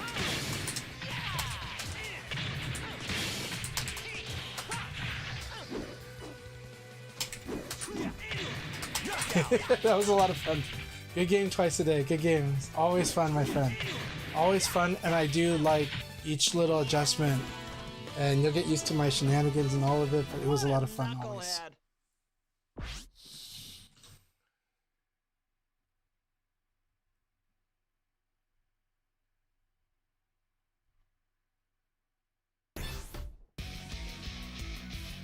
Yeah, Chad's video on 6XP was really good. Also, while a conventional video that I would make would be about elbow, the awesome Chad knows exactly why it's also really, really good to do a move video about lay face 6XP, because when people learn about like the frame advantage and usage in VF and the triangle, for whatever reason their brain shuts off on spatial. and it's like, dude, Lei Fei is like, he's not always plus. Sometimes he's just spatial. You need to play spatial too. And so 6XP covers that, and Chad's video on 6XP is really, really good. It covers what you want to know, and it teaches you a lot of things any person learning Virtua Fighter should know about how this game handles attack versus attack relationships. And also why mids are freaking good, right? So the most important basic, mids are good. After that though, all the other things, the frames, 12 frames, 14 frames, why are these good numbers?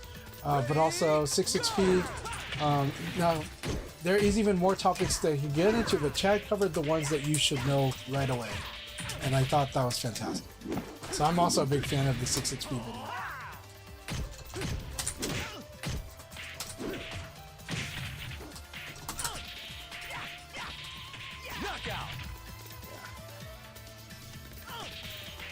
Round 3. ET Links, hell yeah.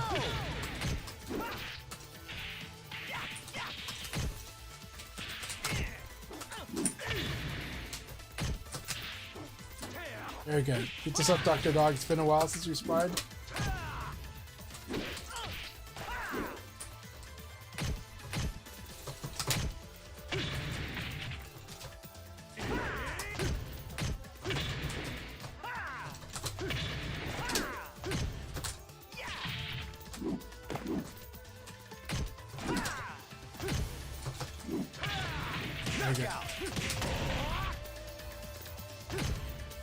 Round 4. Ready, go! Good. Good.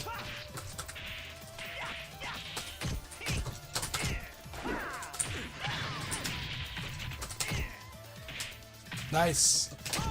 Good.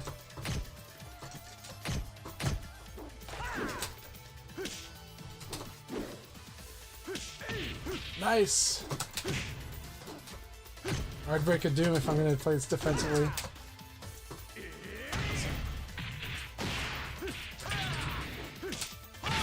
Excellent.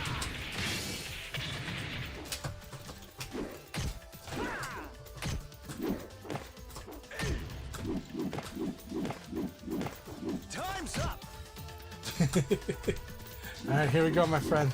Round 5. Ready, go!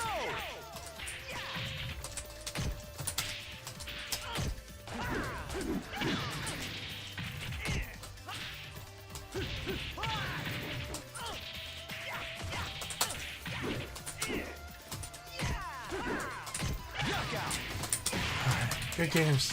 Good games, Dr. Dog. I want a serious fight. DT Link says, playing with the new VF players has been the most fun I've had in gaming in a long time. I'm really happy to hear that, DT. Really happy to hear that, Links.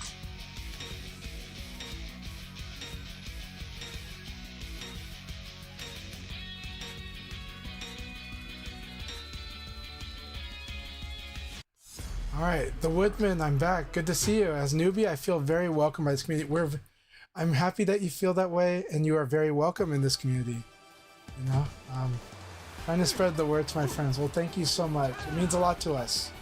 And, you know, it's just, growth is a good thing. Growth is a good thing. It's showtime. Round 1. Ready, go!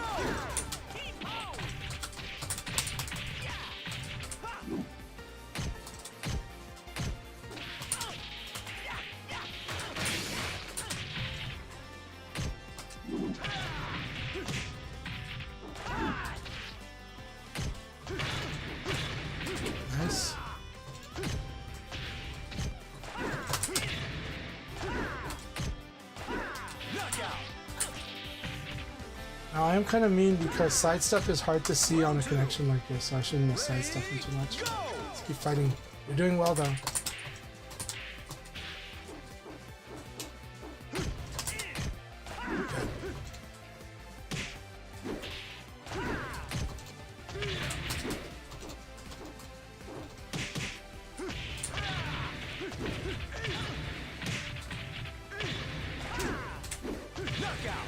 Nice.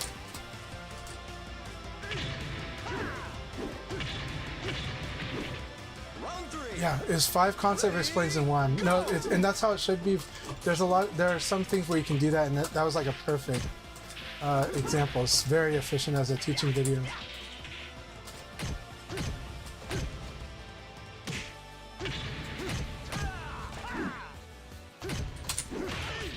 Nice. Knockout.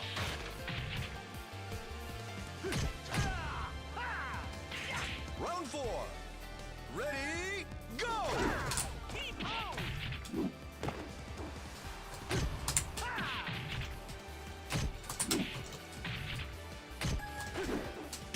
Nice.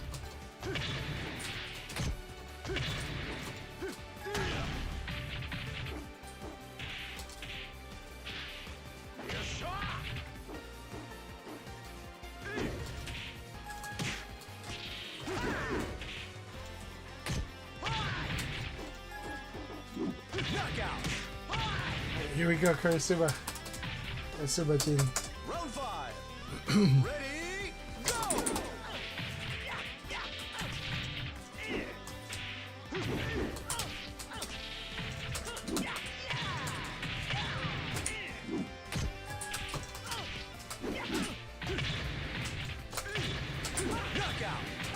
Good game, my friend. Good game.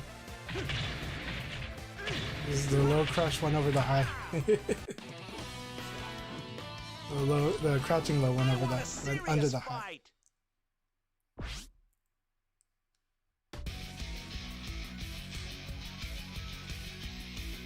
Does anyone know a good VF video explaining Oki? I should make a video. I have a good guide. I have a good mini guide for it. So Poe, I can send you a mini guide that I wrote about Okizeme because it's procedural, and we can definitely make a video where we just follow along what that guide goes through, because that guide goes through the decision making on Okizeme, like, which is basically, it starts off with, do they tech roll or do they not? Okay, if they tech roll, and we're gonna guess, this is a guessing point. You're guessing that they're gonna tech roll or stay down. So if you think they're gonna tech roll, you can do meaty.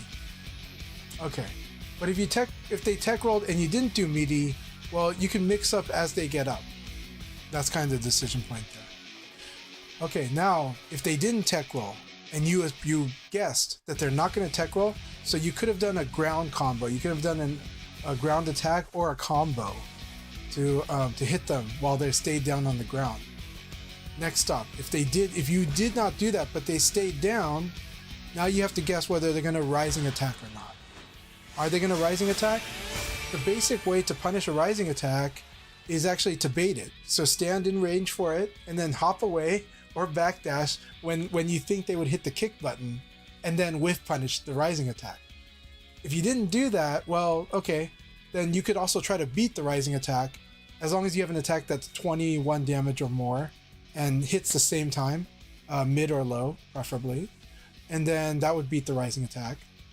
21 will beat it, 20 would trade with it. Now, if that didn't happen and they're waking up and they didn't do rising attack, you can apply different techniques against them or just guess in game as they wake up. That's the gist of the Okizeme of Virtua Fighter. I have it all written down in a mini guide, and eventually I would make a video of it. Chad will definitely make a video of it. But yeah, it's good stuff. By the way, sorry I didn't jump straight back in, so everybody left the room. I don't know if it crashed out, but people do want to still play, I would play. I was just too busy chatting. So, but anyway, but it's okay. You want to call it a night. So let's see. The best character to start Okizeme with is Sarah. She has the easiest Okizeme to try out. Oh, wow. We have a troubled room. I'll start a new room. I will start a new room. Okay, I'm creating a new room, and I will type out the name, the number in the room.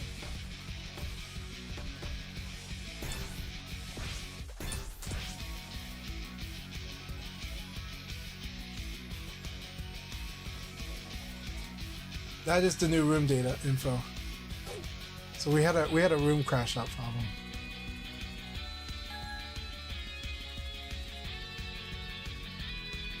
But twice a day summed it up. Virtua Fighter's Okizeme is crashing, buffering, or delaying. It's really those things. Now here's the thing about the Okizeme in Virtua Fighter. The Okizeme in Virtua Fighter, the person doing the Okizeme has all of the advantages.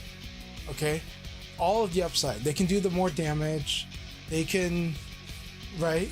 Now here's the thing. The person waking up, well, the person that's doing the Okizeme actually has to guess if they really want to do good damage in general. But also, the person waking up can mess with the timing.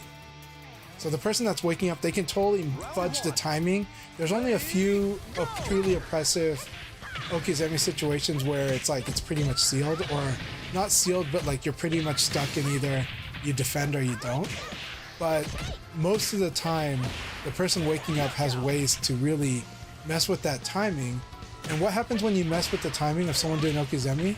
Well, like if they did a meaty, you could cause them to do it too early, in which case they whiff. And now you can attack them when they're recovering.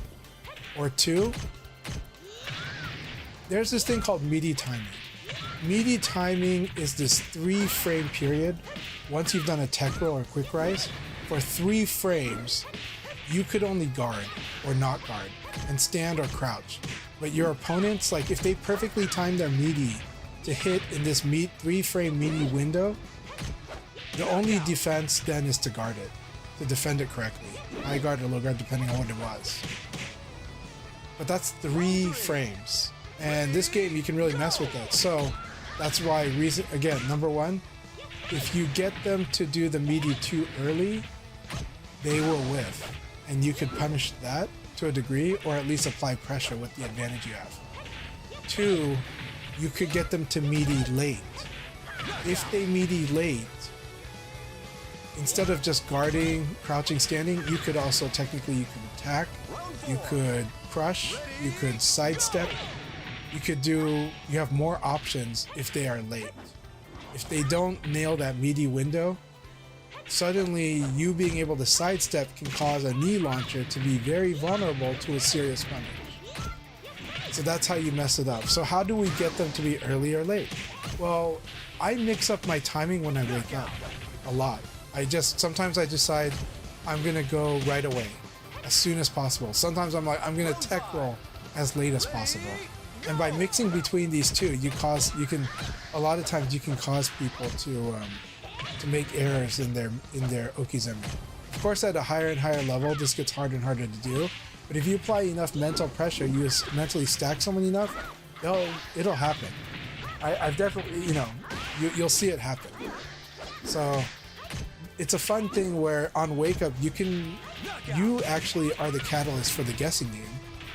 And you have the ability to mess with the timing a little bit, but it's just enough to work with in most situations. There's only a few truly oppressive situations, like Akira knocking you down a certain way and crashing his palms down. Then it's basically, I better just stay down and then try to get up and do something when he commits to doing that.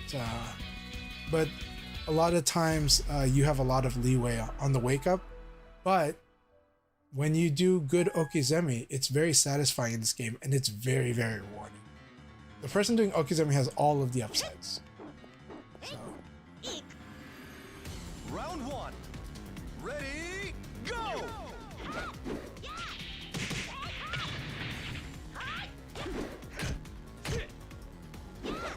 So the safest option is the one your opponent guessed wrong, didn't guess. So it's the one that your opponent didn't expect you to do. That's the safest option. So like some people always do meaty, so yeah, stay down. Some people always try to go for ground combo tech. You know, that's the gist, right? If somebody is always trying to do ground combos, definitely tech. And if somebody's always trying to do ground throw, tech, right? But if somebody is also, you know, always doing meaties, then staying down is usually the answer. And then there's slight technical answers on detail stuff. Yeah. Hey, Giuseppe Swag, it's so good to see you. Hope you're doing well, and very happy to see you, my friend. Welcome always to our chat. Always appreciate you. So Poe said, Sir Hixlot, seen some Blaze videos where they kick the guy who is down or a front flip, not sure how to do either of them. There's a lot to work on with Blaze. Blaze is a little tricky, but it's very fun. Yeah, we got to see the room crash. We'll start the next league battle at about at the 45-minute mark. I'm gonna definitely get a drink of water really quick. Let's see. Yeah, I would recommend Sir Hixlot's advice. Just keep playing, learn to play the game, and then learn to set that up. It'll come. There's just so much to do. Keep, you know, mess with the command training. Just so that you keep adding, like, oh yeah, I forgot about that move, and then you don't have to memorize every move, but just, you know, remember a few moves a day would help, or a few moves a week even.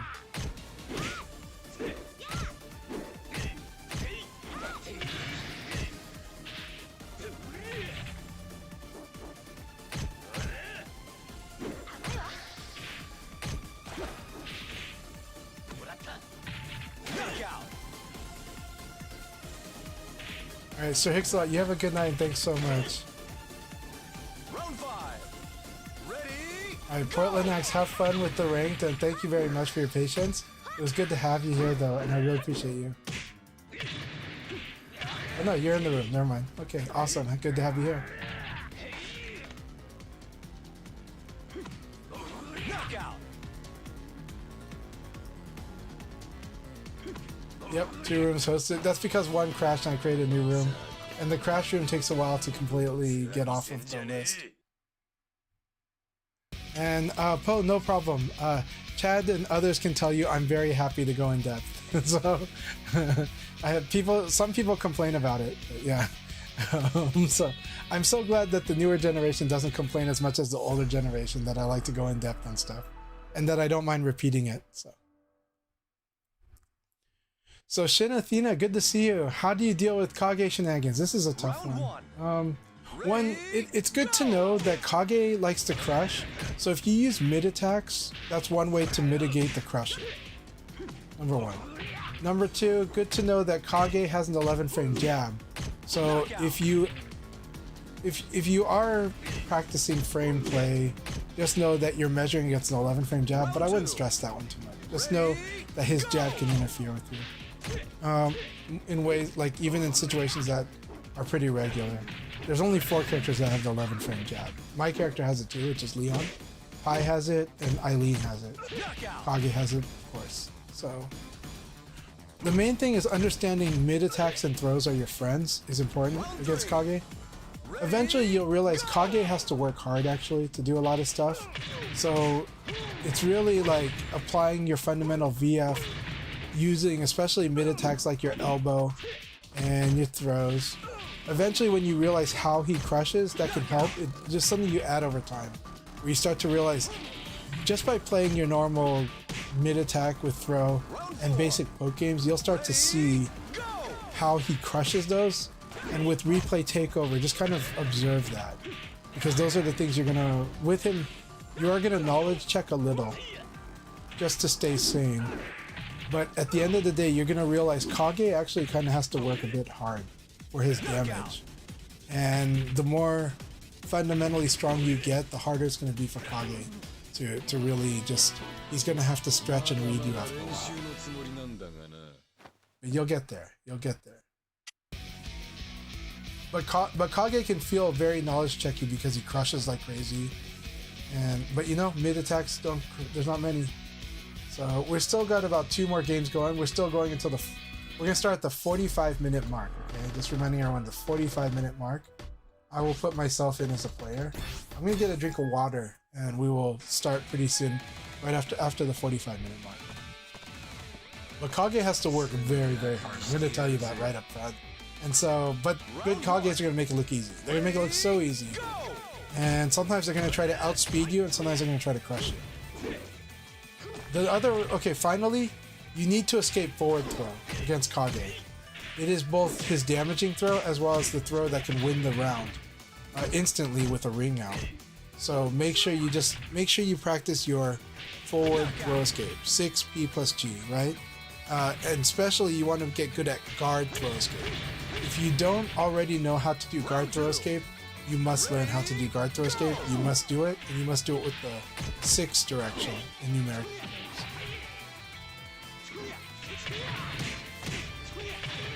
Twice a Day says, I feel like a lot of Kage game comes from mix-up between continuing the string. So Kage mixes up tempo, and he also crushes, and the crushing will discourage you from the poking, which will make you play a little slower.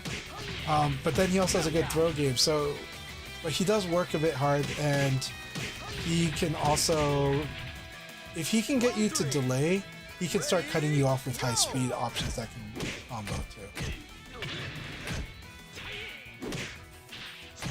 Yeah, but if you invest the time to learning Kage strings, that can help so much actually, yes. Are there any high-level Jeffries? Not tonight, but we usually do have some Jeffries, yeah. On some, usually earlier in the day we have Jeffries. Good, keep it up with the throw escape practice. Remember, you should almost always, whenever you guard, you should almost always be doing a guard throw escape. And then in the future, when you're vulnerable, a throw escape should be there until you decide what next to do. It takes a while to get used to it. Remember, throw escapes are a layer of armor in Virtua Fighter. This is something that's just always there to protect you. It's a force field. It's not an active defense. It's not a thing where you have to tech. It's a thing that's just built in, that you have to build into your vulnerabilities and your defense. And once you do that, once it becomes a second layer that's just in place with how you do things, you will be denying a lot of throws. Throw escapes are denying your opponent the throw. So like in Kage, we don't want Kage to 10-foot toss. So we deny the 10-foot toss. We don't have to actively tech the 10-foot toss. We can just deny it. Whenever we're vulnerable, that's just not going to be an option for me. You can deny it.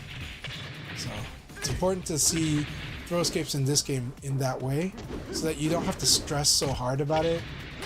Because honestly, like let's say Kage jab into a 10-foot toss. So we know he likes to jab you and then 10-foot toss you.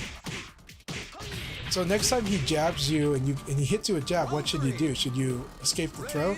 The answer is no. The answer is you should attack him because you know he's gonna jab into 10-foot toss, because throw loses to attack. So then you could do a big attack or a small attack, depending on what you're comfortable with. A big attack would really punish him and make him maybe not want to jab into 10-foot toss anymore. And that might be more impactful to make him afraid to do that. So, food for thought. I do have a throw escape guide for you all though too. These are on virtuafighter.com, so you recommend it? Okay, we're gonna start the next league battle. I'm gonna not have my water break because I enjoyed the chats, but we're gonna do the league battle. It's a minute early, I apologize.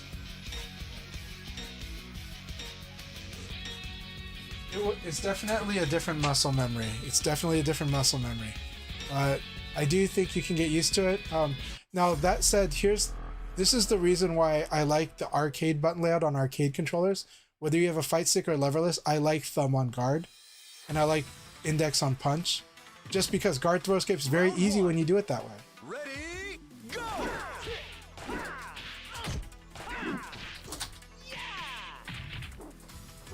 And then on pad, I like having guard on a shoulder button for beginners.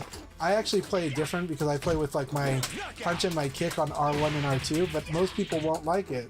So that's why I don't recommend it, even though that's my way of doing it. So the way I recommend to most people is have R1 be a guard button. and then punch and kick, and then it'll be easier to do guard throw escape with R1 as a guard button. Alright, Duran, we'll keep this up. Round 3. Fighting it. I am fighting your general move throw.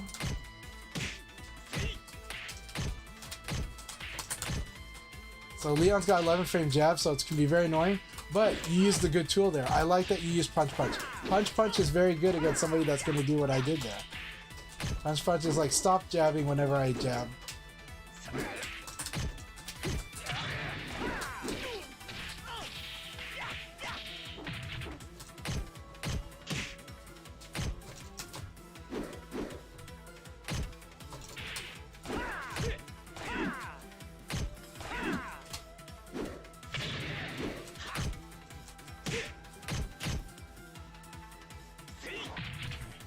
Time's up. Now, I'm gonna remind you, don't forget that Go has his Sukumi grabs.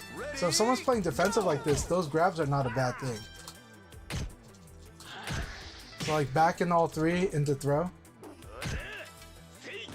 Like 4 PKG into throw is really good.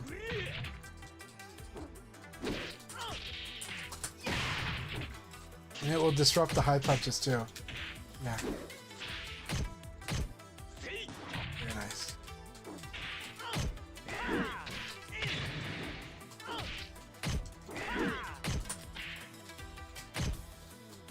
Very nice. I like the throw. Alright, here we go, Duran. Round 5. Ready, go!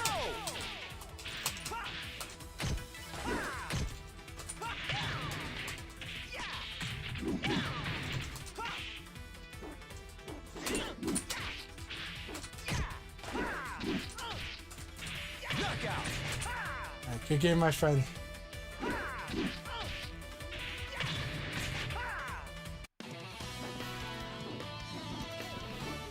Forgot to train, eh?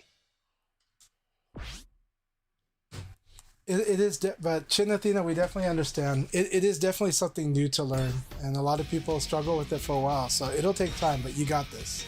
You got the guard throws good.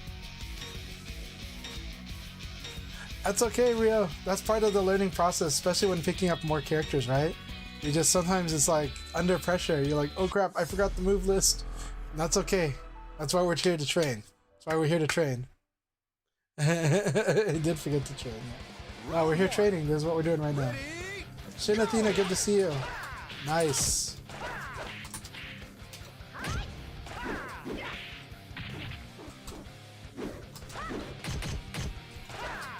Boom. Nice.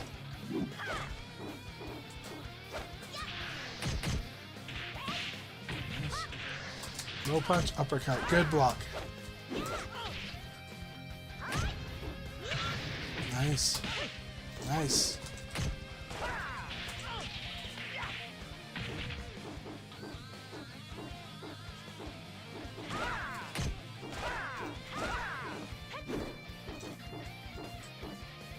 Very nice. Good running out the clock. Very careful about the edge of the ring. Round 2. Ready, go! So this is nasty side turn game I played on you. It's a really mean one.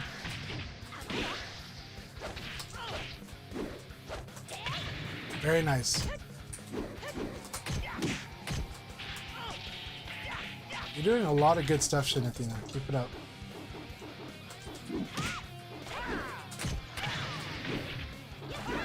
Knockout! There's a lot of good stuff in here. Keep it up. I like that you're using different move lists, different moves and everything. Keep this up. Go!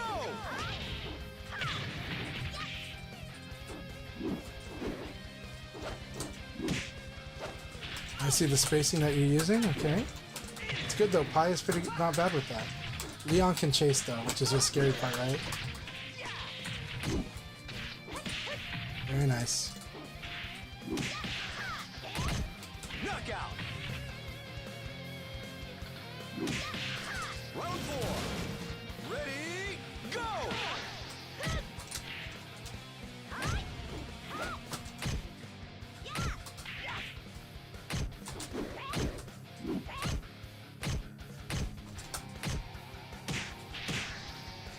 Very nice. I like it.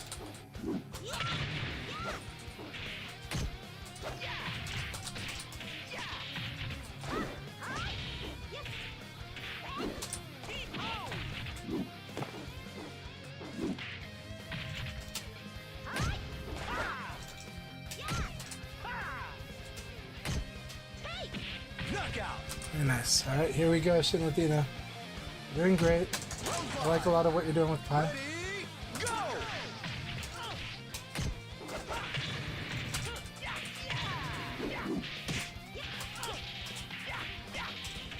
Alright.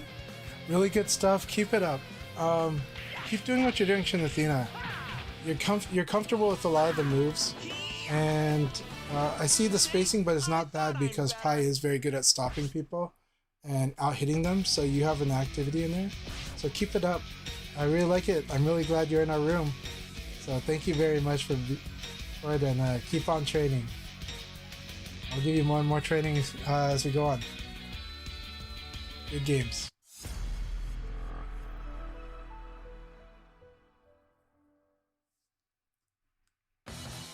Hey Cruz, so good to see you, Cruz. Hope you're doing really, really good. Are you ready for this? My pleasure, Shinobino. My pleasure. I appreciate your willingness to learn and your interest in Virtua Fighter, and also you've always been a wonderful presence. Nice, there you go.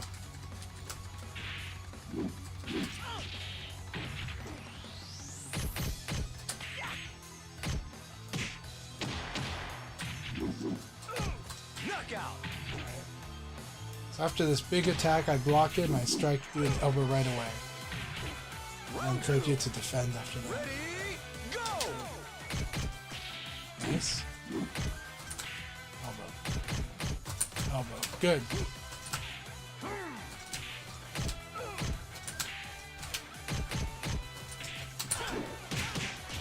Nice. Nice. I like the delay string.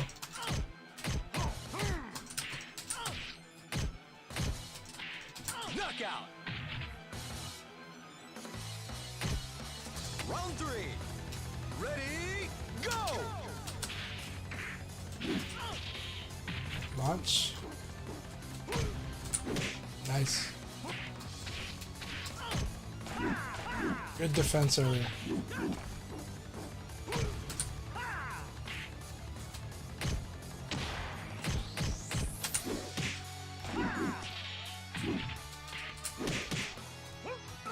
Nice. Knockout. Yeah, we'll be very happy to have you in the leagues. I do these every Tuesday. I wish I could do more, but I should be able to do more one-on-one sessions soon, and maybe some group sessions we'll set up, we'll organize this summer. Summers are good for camps, right?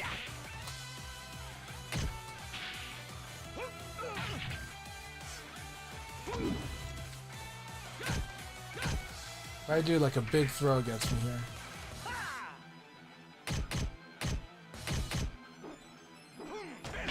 Nice, that was good. Catch throws are always a good one if the opponent's being very defensive. Nice, I like the pancake toss. Alright, here we go. Here's the big fight, my friend. Ready, go.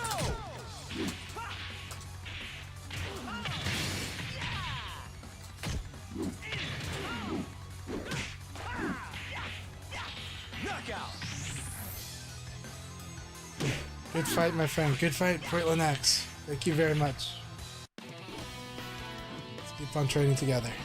I want a serious And thank you fight. very much for the Virtua Fridays. We love them so much.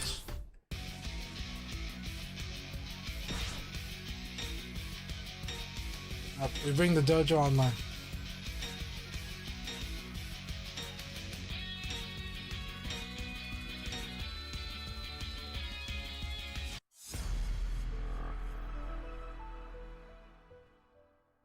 It's, as Twice a Day says, this game is hard to play reactive.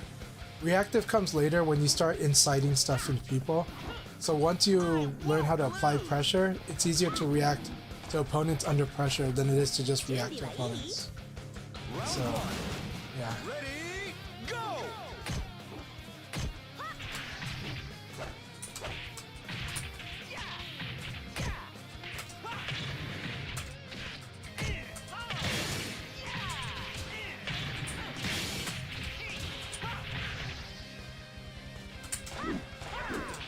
Knockout!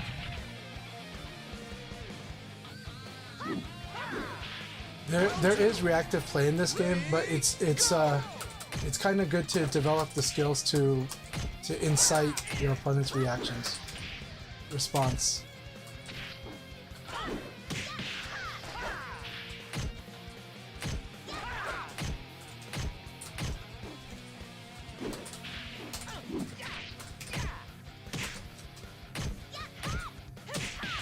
Very good.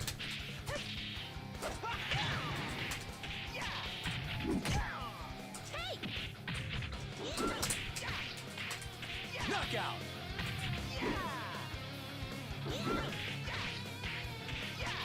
Round 3.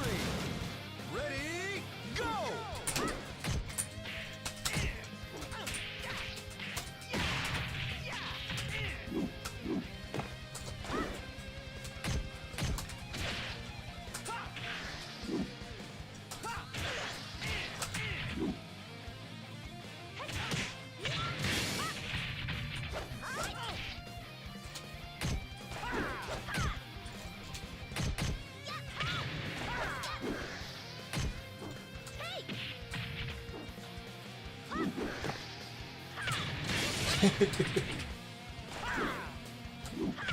There we go. Knockout! Round 4. Ready, go!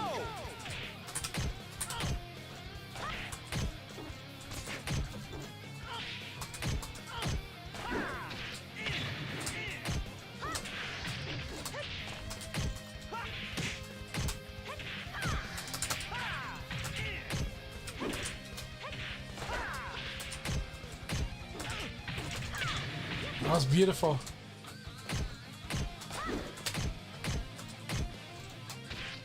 Knockout! Very good, Kasana. Keep it up.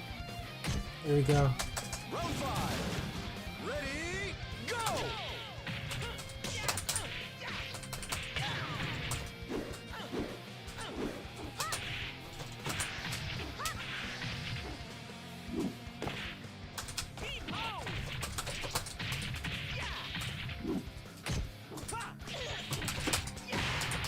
Knockout! Good game.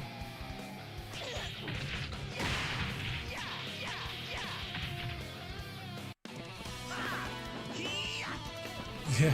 See? I thought I'm better. I also agree with Twice a Day's advice, which is in the first round, play it a bit more active and treat it as information gathering. And so use the first round for information. It's really huge.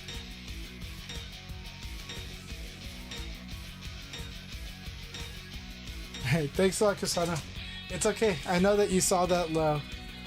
But we're playing around with you until you can get it, nail it.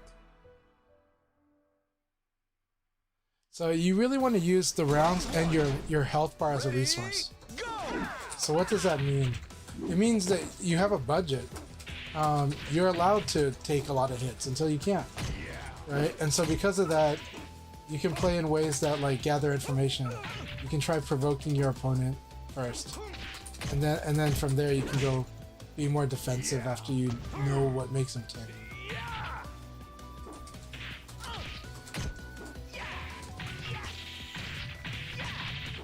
Keep it up, Sana.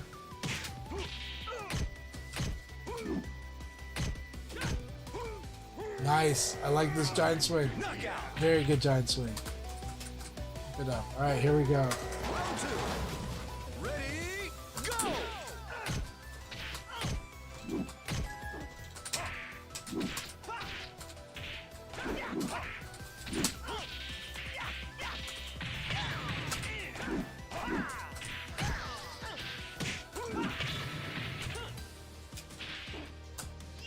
Knockout!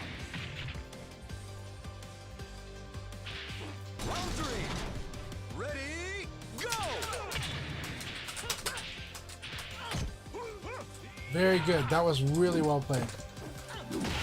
Very well played too.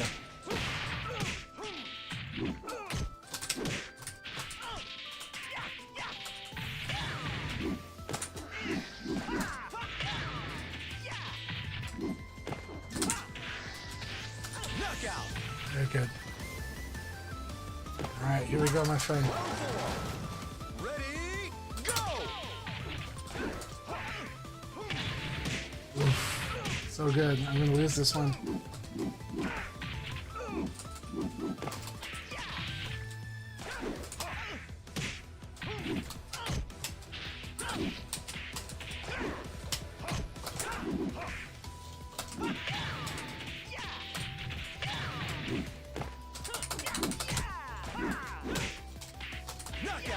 That was so close. That was so good.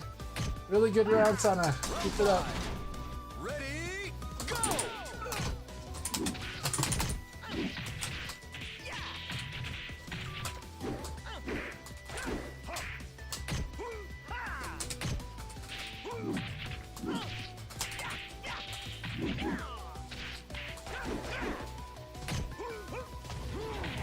So good.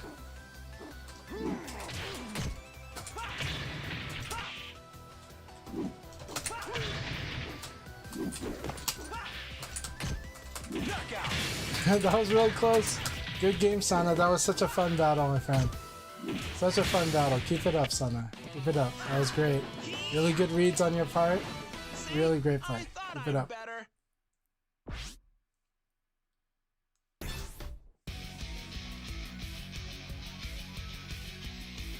Good game. Good game.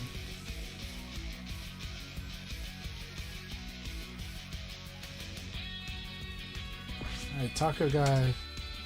No, Taco Guy got disconnected from the room. I'm sad. I like Taco Guy a lot. I'm sad Taco Guy got disconnected from the room. We gotta set up a sparring session sometime because I really like sparring with him too.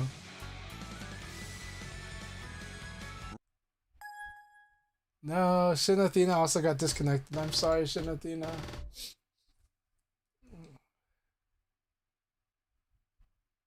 But I'm glad that you were in the room to begin with. I'm glad you got to spar with us. So, how are you liking Virtua Fighter so far, Shin Athena? I would like to know your opinion. As you're learning it, things you like, things you're not sure you like. Feel free to let us know.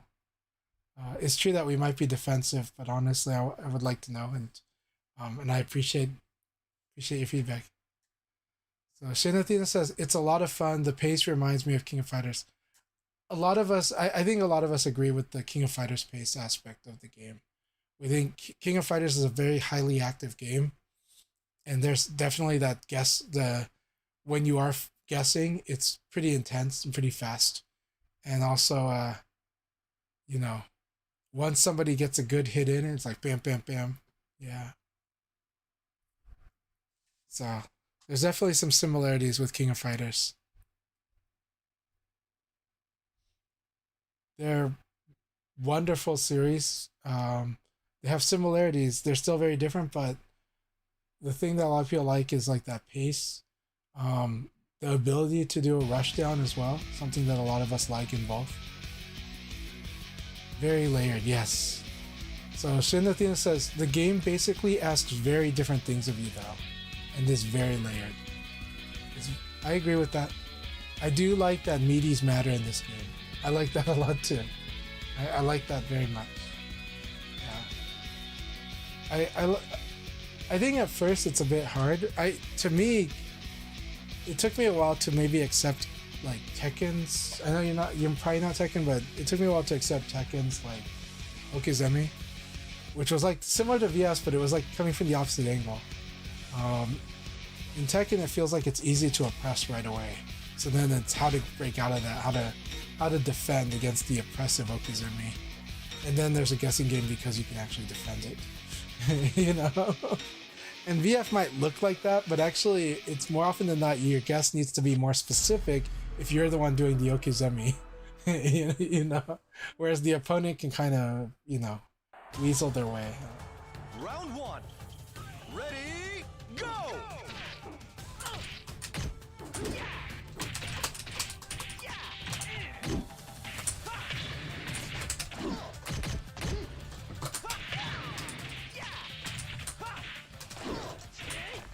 Bring him out. Very good. That was awesome. Love this 9K. Really got punished. That was a great round. Ready, go!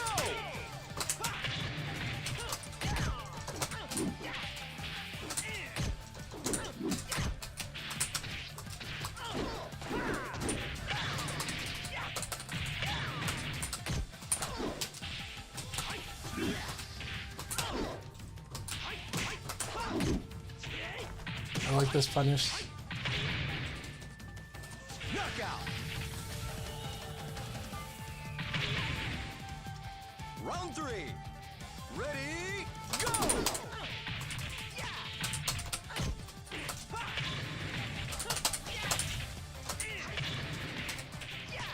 Ring out.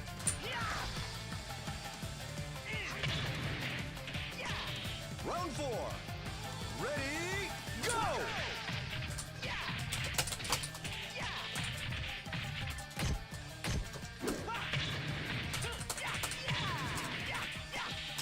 Ring out. Good game twice a day. That second round was really good. Twice a day is really smart. And so right now there's a lot for them learning in the matchup about the way I play Leon. But I really like a lot of the answers they come up with. And I'm trying to steamroll them while I can because I know how smart they are and I respect how strong and how sharp they are. So good battles, my friend. I'm being really mean to you only because I can right now. You're gonna turn it around very soon. So, you know, it's very good practice. No, that's the thing. This is the best time to try different things. And trying different things like allows you to be more relaxed, which allows you to execute better. It's really good. Like that's what I see in Twice a Day personally too. That's also why I really like observing Twice a Day and like why I believe so much in their strength actually.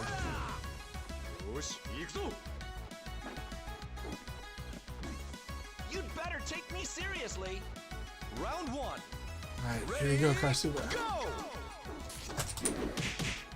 Nice.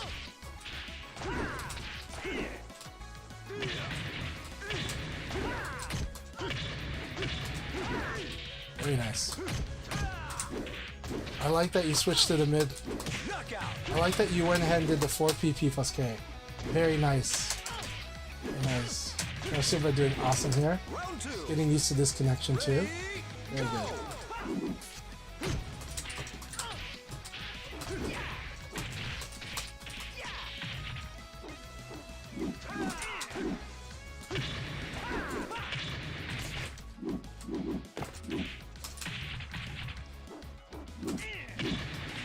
Knockout.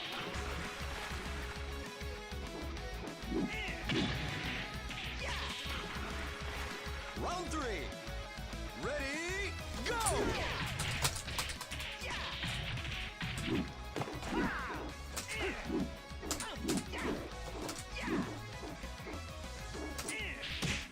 Nice.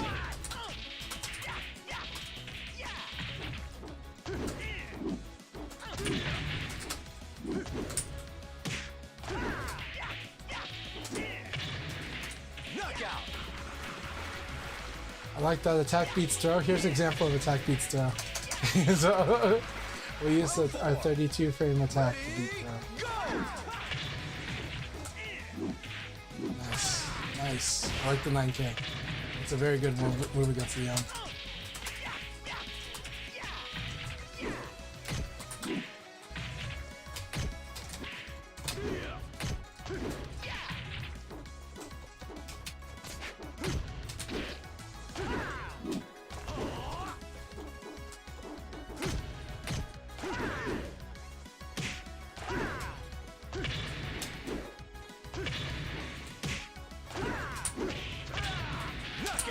Alright. Good game, my friend. I think on our connection it can be hard to use even the mid guard break because it's hard to see if you get it. Knucklehead. But it's a good game, my friend. Good stuff. Keep it up with your Akira. Keep it up, Rasubi.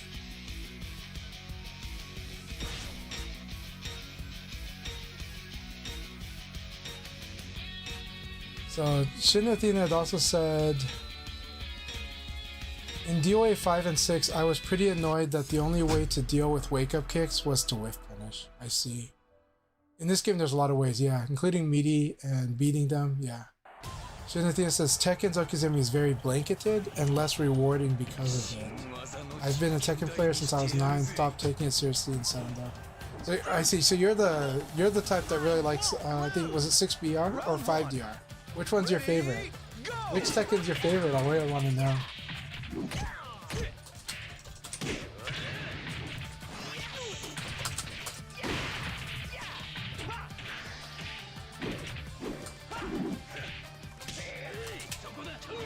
So good.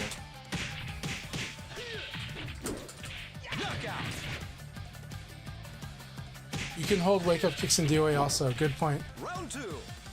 Ready, go! 6BR, awesome.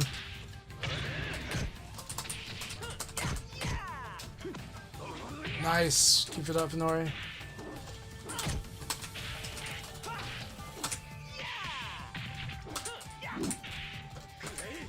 Yes. Knockout. Round 3. Ready, go!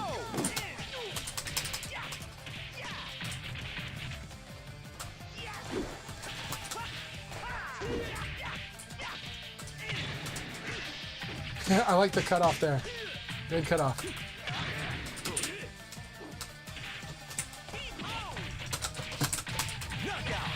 Good game, Inori. Always good battle, my friend.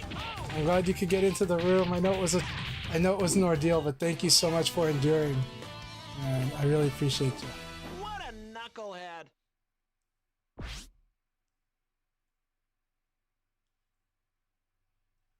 Ba, so good to see you.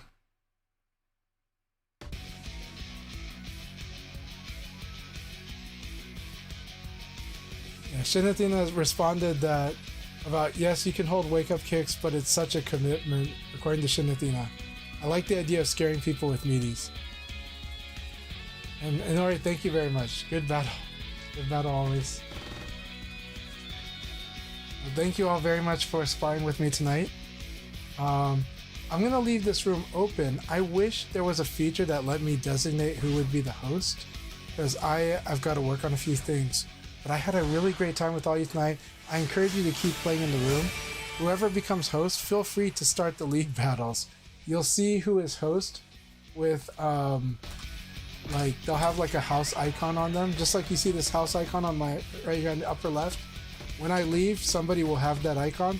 That person will be able to set up rooms. It's a lot of fun. So I encourage you all to train. But it looks like everyone's going to go to rest tonight. But let's spar a little bit, because Baba just came in the room, and I want to at least like give some time to Baba here. My pleasure. Thank you very much. I will do a raid after this battle, but we'll keep it up. But everyone, thank you so much. Good games, well played all. Nice, yes. So if someone's guarding a lot, if you think you can throw them, then mix up the throw. And in this situation, you want to do the back throw. The combo throw would ring someone out, right? Yeah, go ahead and do that. And you could ring me out with that. Another thing you can do you know how to use low throw? I'm gonna move us over here, Baba. Do you know how to ring out with a low throw behind you? There's two ways with Taka. So one is you do down P plus G, and I think you also do down back P plus G. So down back P plus G, it's pretty good. Down back 1 P plus G. 1 P plus G. Yeah, and then headbutt. Yeah, and then do your combo, your typical P plus K, knock him out. Yeah. And so that's how you can do it. And then you can ring me out with half circle back throw. So anyways, we'll spar. I know you want to spar. So go ahead and throw a punch when you want to spar. We'll spar. But I was going to show you some win conditions with Taka. It's pretty fun.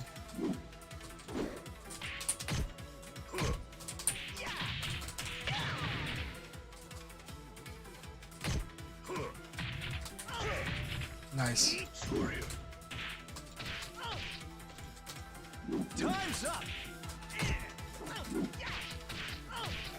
Keep this up. Round 3. Ready, go!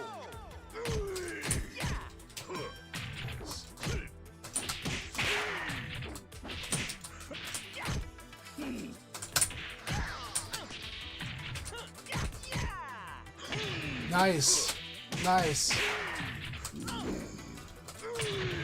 Very good choice. Very good choice. Well played. You got this. Round 4. I like the crush. Ready, go!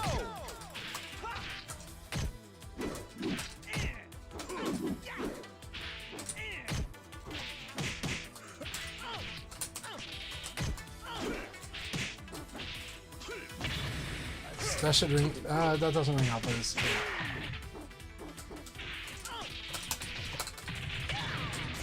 Knockout. So, do I have any advice on how to open up a Pai's defense with Akira? That's a good question. I have to think about that one. The hard part is that Pai has very good tools, right? She has very good tools. Akira's game is still strong though. He's still very much like his dashing elbow point is still very strong against her. But I don't have the best advice in that. Right, good game, Baba. I'm going to. Alright, this is it for me tonight. Baba, keep it up. You fought really good. That second round was very, very good.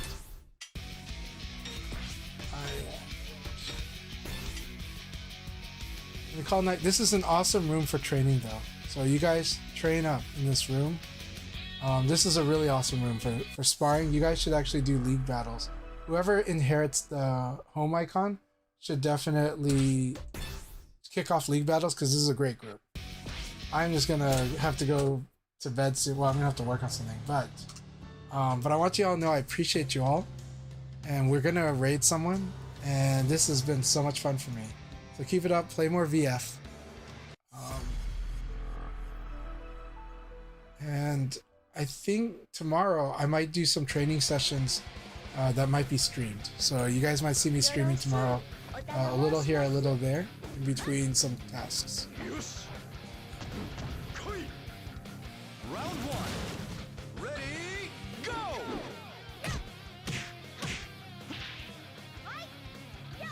Awesome. So right now Juicebox is doing Hi-Fi Rush. I kind of want to raid that.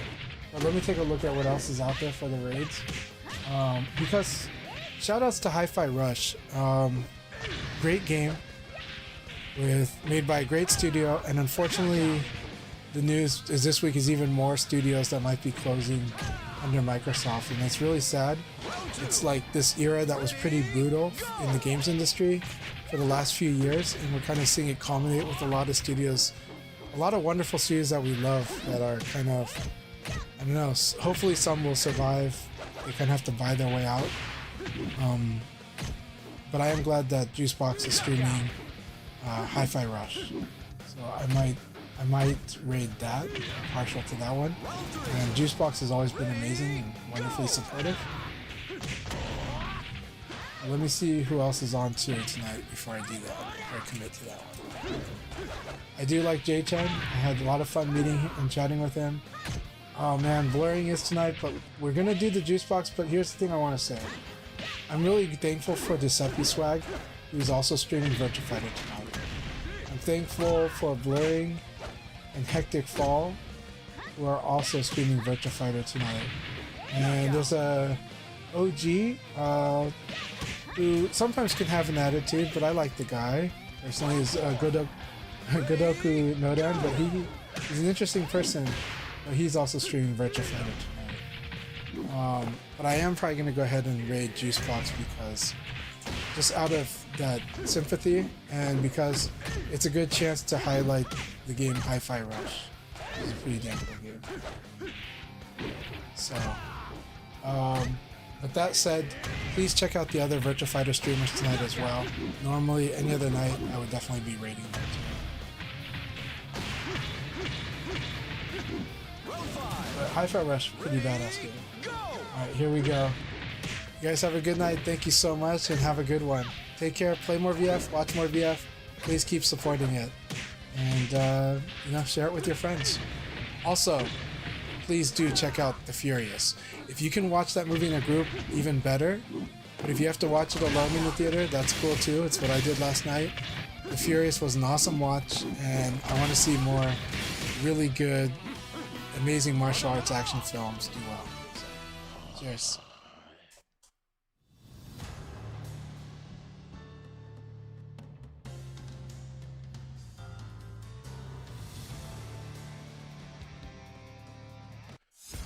Karasuva, you're doing pretty good. Keep it up. There's a lot of good stuff that's happening in your Akira game and some adjustments you're making. The attack choices are improving, and you're seeing some situations a little better. So I liked what I saw tonight. Keep it up. Yeah, keep battling. Please do, Portland X.